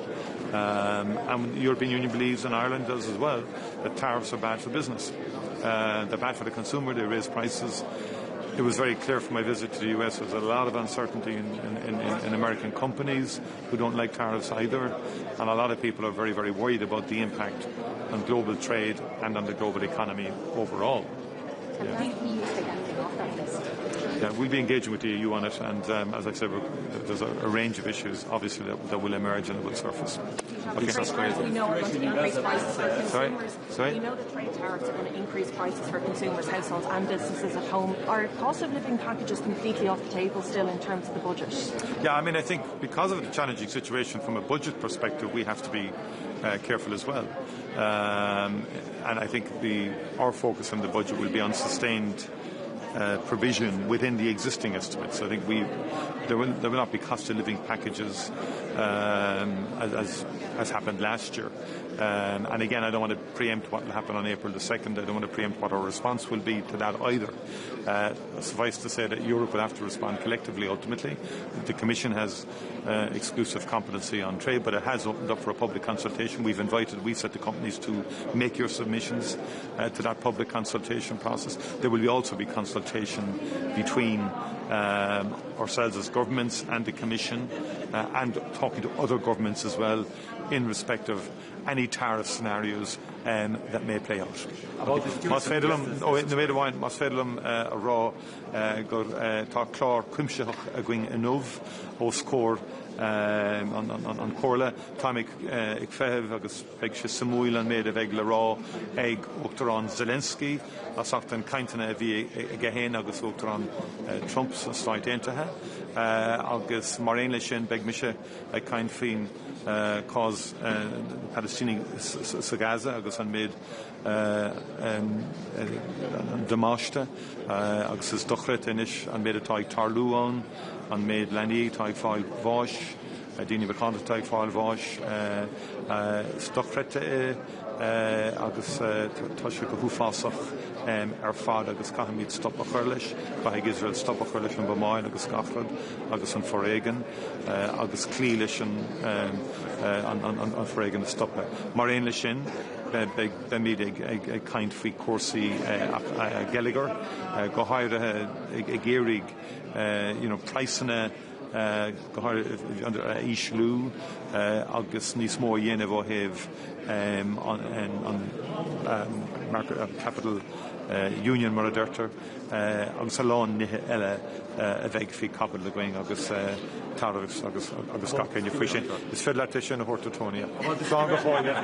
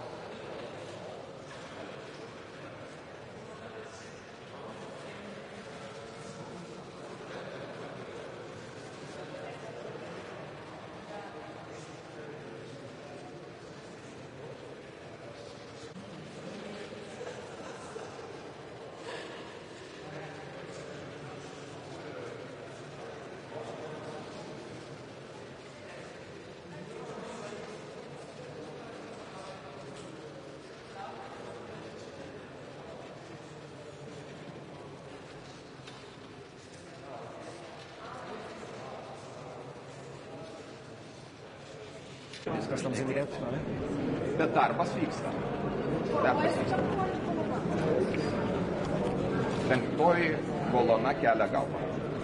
Bom, muito bom dia. Queria, no arranque desta reunião do Conselho, transmitir-vos que se trata de uma reunião muito importante, na qual teremos a oportunidade, mais uma vez, de reiterar o apoio da União Europeia à Ucrânia, de o fazer no contexto em que continuaremos a tomar decisões que visam reforçar as capacidades da União Europeia como um todo e de cada um dos seus Estados-membros na área da defesa, projetando investimentos nos próximos anos que de alguma maneira são também uma ligação com o ponto principal da agenda, que é a competitividade e a alavancagem do nosso mercado interno.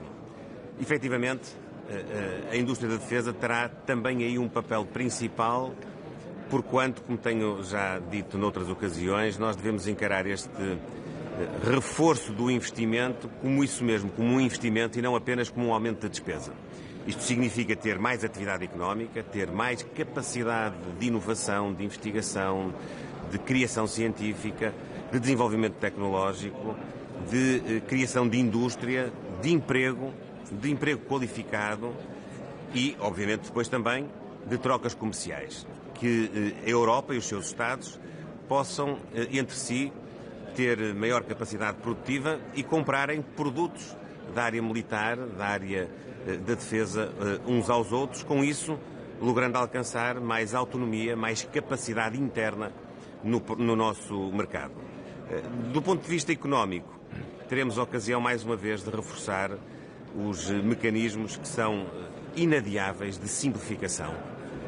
A Europa perde muita competitividade no contexto internacional por excesso de regulamentação, por uma complexidade muito grande nos processos de licenciamento, nos processos de relação entre os cidadãos e as empresas e as respectivas administrações. E isso é hoje um ponto consensual à volta da mesa do Conselho, mas que tem que ser concretizado em decisões, a começar nas próprias instâncias europeias. Ainda ontem tive a ocasião de dizer no Parlamento Português, nós precisamos de retirar complexidade às decisões e ao ordenamento jurídico europeu e depois também precisamos de não acrescentar, como acontece, por exemplo, em Portugal, complexidade quando transpomos para a ordem jurídica interna muitos dos instrumentos legislativos europeus. Em segundo lugar, é muito importante que a Europa não se atrase mais na salvaguarda de princípios que são fundamentais para ter capacidade de ser competitivo do ponto de vista económico. E um deles é termos um mercado energético comum, com acesso à energia mais barata e de uma forma também mais autónoma face ao exterior. A esse propósito, creio que conseguiremos ter nas conclusões uma referência específica às interligações, que tem sido um cavalo de batalha de Portugal, deste governo e também dos governos anteriores, mas este governo com especial ênfase, porque também aí temos que passar das palavras aos atos, não vale a pena estarmos sempre a reiterar a necessidade de termos uma política comum, de termos uma política de formação de preços comum, de baixarmos esse custo e depois não criarmos as infraestruturas que verdadeiramente o podem potenciar. E no caso português, no caso da Península Ibérica, já passaram 11 anos desde que Portugal, Espanha, França e a Comissão Europeia subscreveram, assinaram compromissos para acrescentar capacidade de interligação, nomeadamente do ponto de vista elétrico. E nós continuamos a achar que é viável atingir até 2030 pelo menos a possibilidade de haver uma capacidade de transição de 15% da nossa capacidade elétrica com a Europa.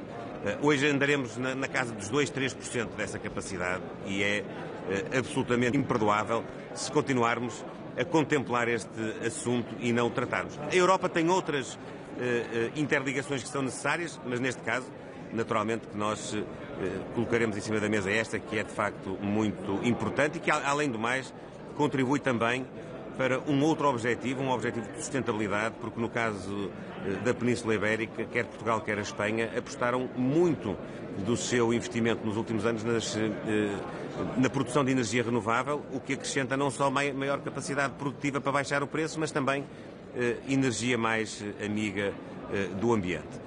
Depois teremos ainda a oportunidade de estar com o secretário-geral das Nações Unidas e, portanto, podermos também fazer uma análise geopolítica mais alargada, nomeadamente avaliando o estado em que o sistema multilateral se encontra, e ele de facto encontra-se muito ameaçado por várias razões. É preciso reinventá-lo, é preciso também que no quadro das Nações Unidas possa haver mais agilidade e maior consequência nas decisões, quer da Assembleia Geral, quer do Conselho de Segurança. Há muito que temos sustentado, e eu próprio disse na última reunião da Assembleia Geral das Nações Unidas que o Conselho de Segurança é hoje um órgão infelizmente inconsequente, porque não é capaz de desbloquear situações em que os seus membros têm opiniões divergentes. A regra da unanimidade, ou pelo menos o direito de veto, muitas vezes bloqueiam que esse órgão possa ter uma intervenção mais concreta e mais eficaz no terreno. E teremos ocasião, finalmente, ainda de abordar, ainda que de uma forma muito embrionária, os princípios de discussão que, mais lá para a frente, para meados do ano, começarão efetivamente relativamente ao quadro financeiro plurianual e às perspectivas de financiamento de todo este projeto de relançamento económico, de garantia de um espaço de coesão social e económica na União Europeia. Aos temas europeus há um forte temporal que afetou Portugal na última noite. Queria perceber primeiro se está a acompanhar no meio aqui da cimeira e depois concretamente qual é o plano para os estragos que já vemos registados e alguns até contabilizados. Sim, nós tentámos nos dias anteriores precisamente tomar todas as medidas preventivas, porque sabíamos que esta madrugada iria ser de facto muito problemática, como foi. Estamos neste momento a fazer o levantamento e a dar todo o apoio possível para a reposição da situação de normalidade naqueles espaços que foram mais afetados, e faremos aquilo que sempre temos feito nestas ocasiões, que é ser rápido e ir ao terreno em colaboração estreita com as autarquias locais, fazer o levantamento dos estragos e proceder de imediato à ajuda das populações e das entidades afetadas. Os financeiros, por exemplo? Com certeza, aquilo que tiver que ser necessário ativar, como fizemos noutras ocasiões. Que informações é que tem para as próximas horas? Neste momento, creio que a situação está muito estabilizada. Não tenho informação de que haja um agravamento, mas naturalmente continuamos a acompanhar de perto o evoluir da situação. Uma campanha eleitoral. A defesa está no centro das preocupações europeias. É equacionável retomar o serviço militar obrigatório? Neste momento, não. Em relação à Ucrânia e ao apoio à Ucrânia, já tem uma ideia de quanto é que Portugal vai contribuir? São 300 milhões, 600 milhões? Já falou com o Partido Socialista?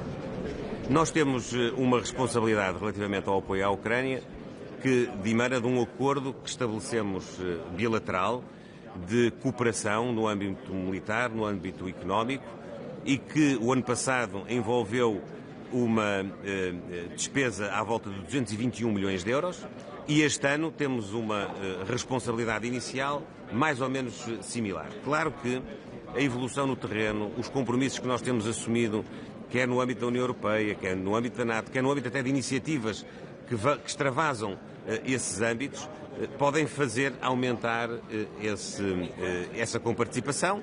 Nós teremos sempre de compaginar isso com aquilo que está a acontecer no terreno. É nossa convicção que se os processos de cessar-fogo, de caminho para uma situação de paz forem avançando, teremos até de realocar talvez as verbas que tínhamos para apoio militar para outro tipo de apoio. Estamos disponíveis para colaborar no âmbito da União Europeia e também no âmbito bilateral.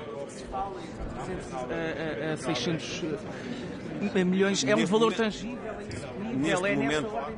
Neste momento não há razão nenhuma para estar a especular na base desse valor. O que há é um compromisso que nós temos assumido de apoio político, militar e humanitário, e que estamos a cumprir dentro daquilo que é a nossa possibilidade, que não é inesgotada, como sabemos, e obviamente que estamos também a contribuir para aquilo que se pode projetar do ponto de vista futuro, em termos de manutenção da paz, de garantias de segurança e, eventualmente, já de um processo de reconstrução do país. Não se quer já comprometer, talvez porque este possa ser o seu último Conselho Europeu? Não é por isso, porque tenho a convicção que não será o último. Será naturalmente mais um no meio de muitos que ainda terei ocasião de partilhar com os meus colegas chefes de Estado e de Governo da União Europeia. Mas sobretudo porque nós teremos de ter não só sentido de responsabilidade, como uma quantificação do nosso apoio que seja realista e que seja compaginável com decisões concretas. Potencial de despedida? Não há, seguramente que não. Muito obrigado, bom trabalho.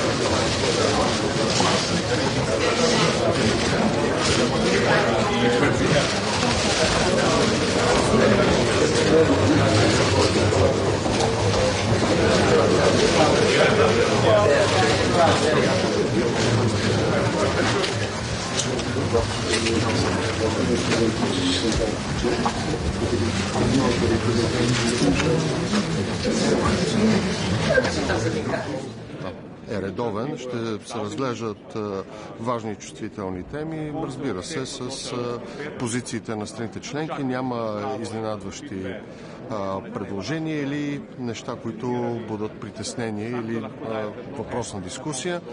Ще се разглежда обща отбранителна политика, ще се разглежда продължаването на войната в Украйна и търсенето на решение за траен устойчив мир и помощта за Украйна, но разбира се в контекста за обща отбранителна политика на Съюза ще бъде представена Бялата книга за бъдещето на европейската отбранителна способност, която ще надгражда стратегическият компас, но ще се съвържи с програмата на комисията REARM. Разбира се, ще говорим и за механизма SAFE от 150 милиарда евро. Нашата позиция, знаете, че България трябва да развива своята отбранителна индустрия в посока да бъдем не просто част от общия европейски отбранителен пазар, но да бъдем и нетен износител, а не просто вносител. Вечерта за България е чувствителна тема, първо съболезнования. Неприятен инцидент. Ние сме отправили запитване за изясняване на случая към държавата Израел. Външният министър Георгиев е имал разговор със своя колега. Имаме уверенията, че на това място по това време не е имало удари от страна на Израел от нито един от домейните. Продължаваме изясняването, защото за нас е важно да е ясна картината и да има поемана и на отговорност. Настояваме да се изясни случая. Най-големите поддръжници на Израел в Европейския съюз, ще променим ли позицията си? Вие знаете, че България беше жертва на терористичните удари от Хамас, така че нашата позиция е принципа от много години.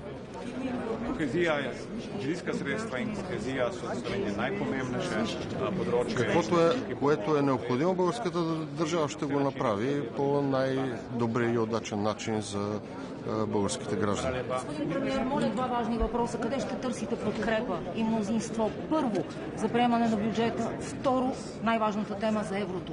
Към кого се обръщате за мнозинство?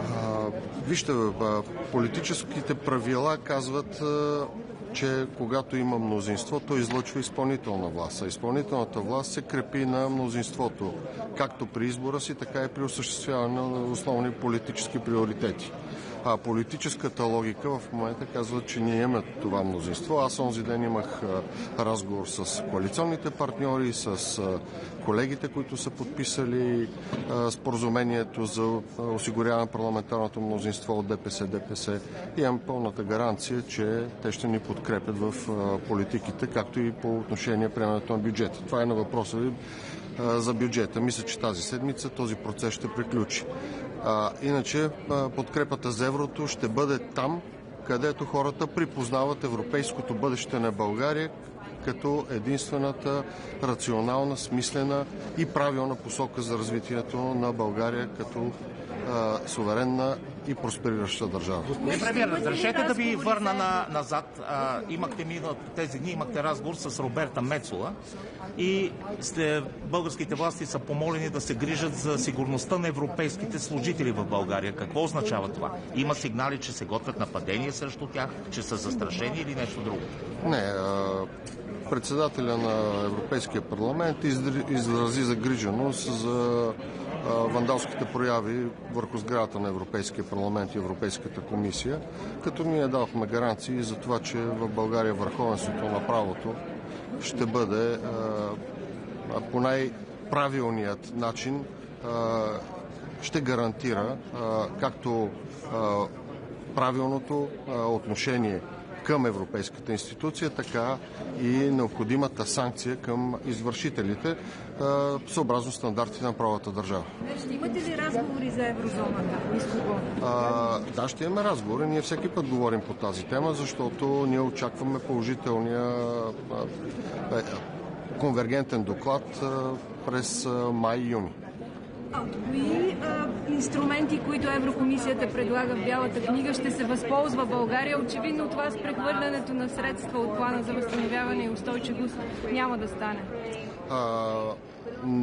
Докато едно нещо не получи твърдо не, вероятността да стане не е малка.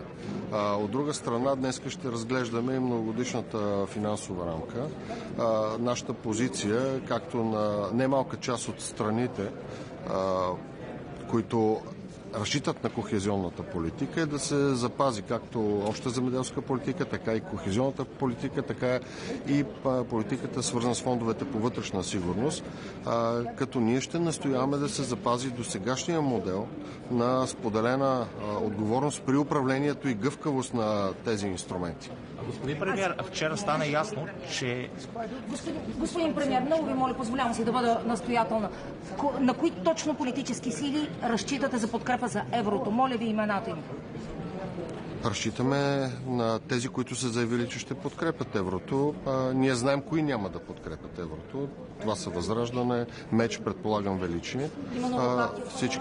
Всички останали, се надявам, както и досега са изразявали своята проевропейска ориентация, така да го покажат и с гласуването на бюджета, да го покажат и с всички действия, които гарантират устойчивост на публичните финанси от една страна, но и устойчивост на редовното управление. Господин премиер, вчера стана ясно, че страните членки, така казаха поне, че ще трябва да изготвят свои национални планове за инвестиции в отбраната.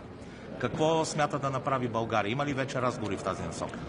България изготвя своя план. На закрито заседание бяха приети някои неща, за които не мога да говоря в момента, но ние сме готови и най-вече въпроси, които са свързани с развитието на отбранителната индустрия и способностите в контекста на общата европейска политика и общия европейски отбранителен пазар. Ще се възползваме ли от този нов инструмент СЕЙФ, за който споменате? Мисля, че проактивно ще се възползваме от всички възможни финансови инструменти, но най-вече трябва да структурираме по-добрата координация между отделните предприятия, публични и частни, в българската военно-отбранителна индустрия. Калас иска отвояване на помощта за Украйна. Ние на каква позиция сме? Нашата позиция е непроменена. Ние сме помагали в Украйна и разглеждаме възможностите нашата помощ да бъде така наречената in-kind помощ, но базирайки се на доброволността на предложението на Калас. Благодаря.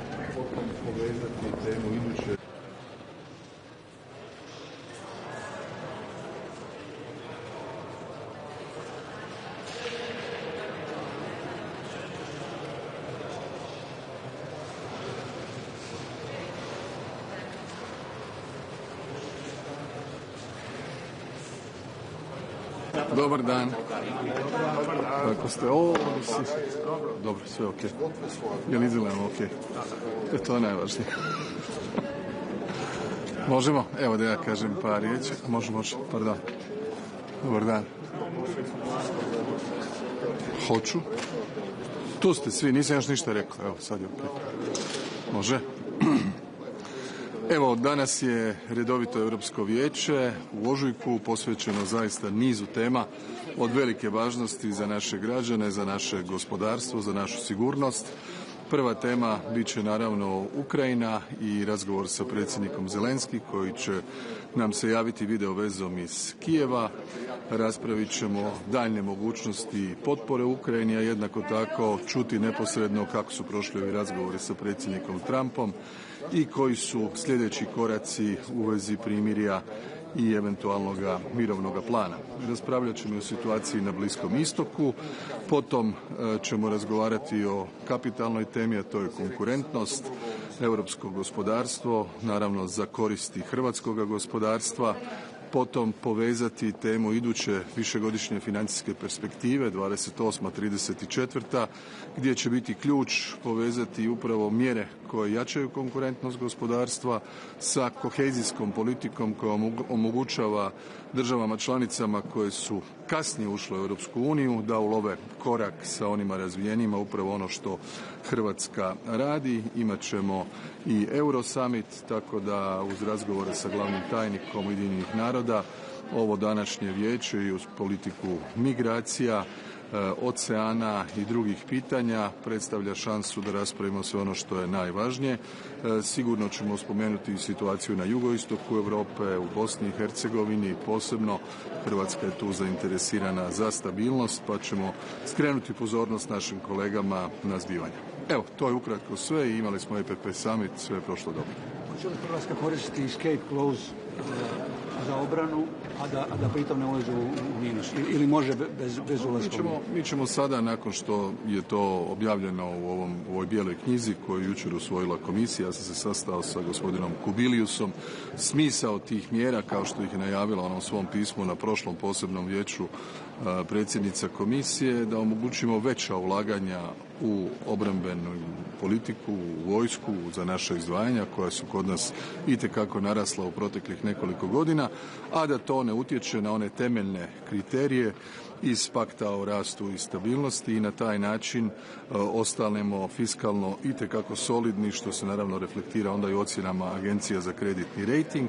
Mi ćemo na razini vlade provesti raspravu, vidjeti što nam točno treba, koliko nam treba, na koji način to iskoristiti dalje. Imamo 1-2 mjeseca za te odluke, tako da ako budemo išli u to, a odlučili smo se više investirati u obranu, kada izračunamo da nam je potrebno, možemo koristiti tu klauzulu. Well, we are following carefully what is going on. We have understood that there was a clear violation immediately also on the energy infrastructure, and we hope for the best, we hope for the peace and for the ceasefire, but skeptical given all the news that we have and the aggression of Russia on Ukraine that we have seen and condemned over the last 3 years. Can you believe Putin? I'm sorry? Can you believe Putin? His version is... Well, from the experience of Ukraine over the past 11 years, it's very difficult to regain trust. What is important is that we use this momentum, which has been created by the new American president, and I really look forward to understand completely the position of President Zelensky after these talks, because he's the one that has more information than us. Thank you. Kako se vama čini europska strategija o tome da se Ukrajina i dalje naoružava? Nije li to u suprotnosti s onim što Putin želi kao jedan od uvjeta za primirje? Naravno, pa pozicija Rusije je da se Ukrajina ostavi na malom oružju i lakom naoružanju. Dakle, to nije sporno, to on govori već godinama. Dakle, nema NATO-a, nema oružja, demilitarizacija, gotovo praktički slabljenje do mjere da bi Ukrajina postala lak plijen. Mi smatramo da Ukrajina može opstati samo ako je snažna, ako jača svoje obrambene sposobnosti, a to se već radi protekle 3 godine do mjere koja je bez presedana, barem što se ja sjećam, ne sjećam se da jedna zemlja dobila ovoliko potpore i političke, i ekonomske, i financijske, i vojne, kako bi mogla opstati. Dakle, ta pozicija sigurno se razlikuje od onoga što čujemo iz Moskve. Jer postoji opasnost da EU od zanemarivanja Zapadnog Balkana od strane EU zbog drugih događaja po svijetu ne vidimo baš neko angažiranja, situacija nije baš najstabilnija u Bosni i u Srbiji. Točno, ja sam odlučio danas u jednom trenutku iskoristiti ovo vijeće da skrenem pozornost. Moramo pratiti situaciju na jugoistoku Europe, na stabilnost prije svega Bosne i Hercegovine, situaciju u Srbiji, nastojati privući pozornost lidera, jer realno toliko se stvari zbiva trenutno globalno, od nastojanja za postizanjem primirja u Ukrajini, pa do rješavanja problema na Bliskom istoku, pa do migracija, pa do strateških velikih odluka, tektonskih u biti odluka kada je riječ o izdvajanjima za obranu, fokusiranosti na gospodarstvo. Vrijeme je da se jedan dio te pozornosti fokusira i na područje koje se pokazalo vrlo zapaljivim proteklih 35 godina. Kako komentarišete memorandum? Molim? Da. Mislim da je dobra. Oni su, dakle, nevezano od ove zadnje situacije, dakle, od promjene administracije u Americi, dakle, u onom pismu misije koje predsjednica komisije daje svojim povjerenicima, ona je Kubiliusa i zadužila da u prvih 100 dana producira ovakvu bijelu knjigu o europskoj obrani. Ona se dugo očekivala. Smatramo da je ona dobra. Vidjeli smo i taj neki srednjoročni karakter, vidjeli smo element potpore Ukrajini, vidjeli smo element potpore ulaganja, vidjeli smo ovaj element te nacionalne klauzule, iznimke kada se računa deficit i naravno partnerstva sa onima koji žele zajednički ući u proces nabave. Dakle, najvažniji zajednički element je zajednička nabava gdje se nabavlja više i povoljnije. Upravo ta fragmentiranost europskih vojski i obrambenih sustava je jedan od ključnih problema. Trebamo više kohezije, trebamo strateške sposobnosti i moramo dovesti Europu da može brinuti sama o svojoj sigurnosti. To je u biti bit toga papira i to je bit cijele rasprave o obrani. Evo ga. Hvala vam puno, vidimo se. Pardon. Došlo se vreme, dakle, Aleksandar Vučić je jučer rekao da je memorandum između Albanije, Kosova i Hrvatske kršenje subregionalnog sporazuma i da je uveren da NATO tome nije bio obavešten, kaže o tome razgovarao sa Rutijom. Kako je vaš komentar? Pa dobro, ja se nadam da će barem neko uzeti 5 minuta pa da pročita taj tekst. To su uobičajeni sporazumi na razini ministara kada se radi suradnja. Mislim da smo mi tu, s obzirom na bilateralnu suradnju koju imamo i sa Albanijom i sa Kosovom, bili u poziciji da napravimo jedan takav dokument koji u biti pomaže napore njihove i u reformama i za razmjena iskustava i zajednička suradnja. On nije nikakvog neprijateljskog karaktera, tako da ja razumijem da se treba sad tražiti probleme negdje dalje, ali u ovom tekstu ih nema i Hrvatska i ove dvije zemlje su to donijele na temelju svojih odluka i svojih procjena i zato ne trebaju nikoga pitati, ni Srbiju, a ni NATO. Hvala, vidimo se.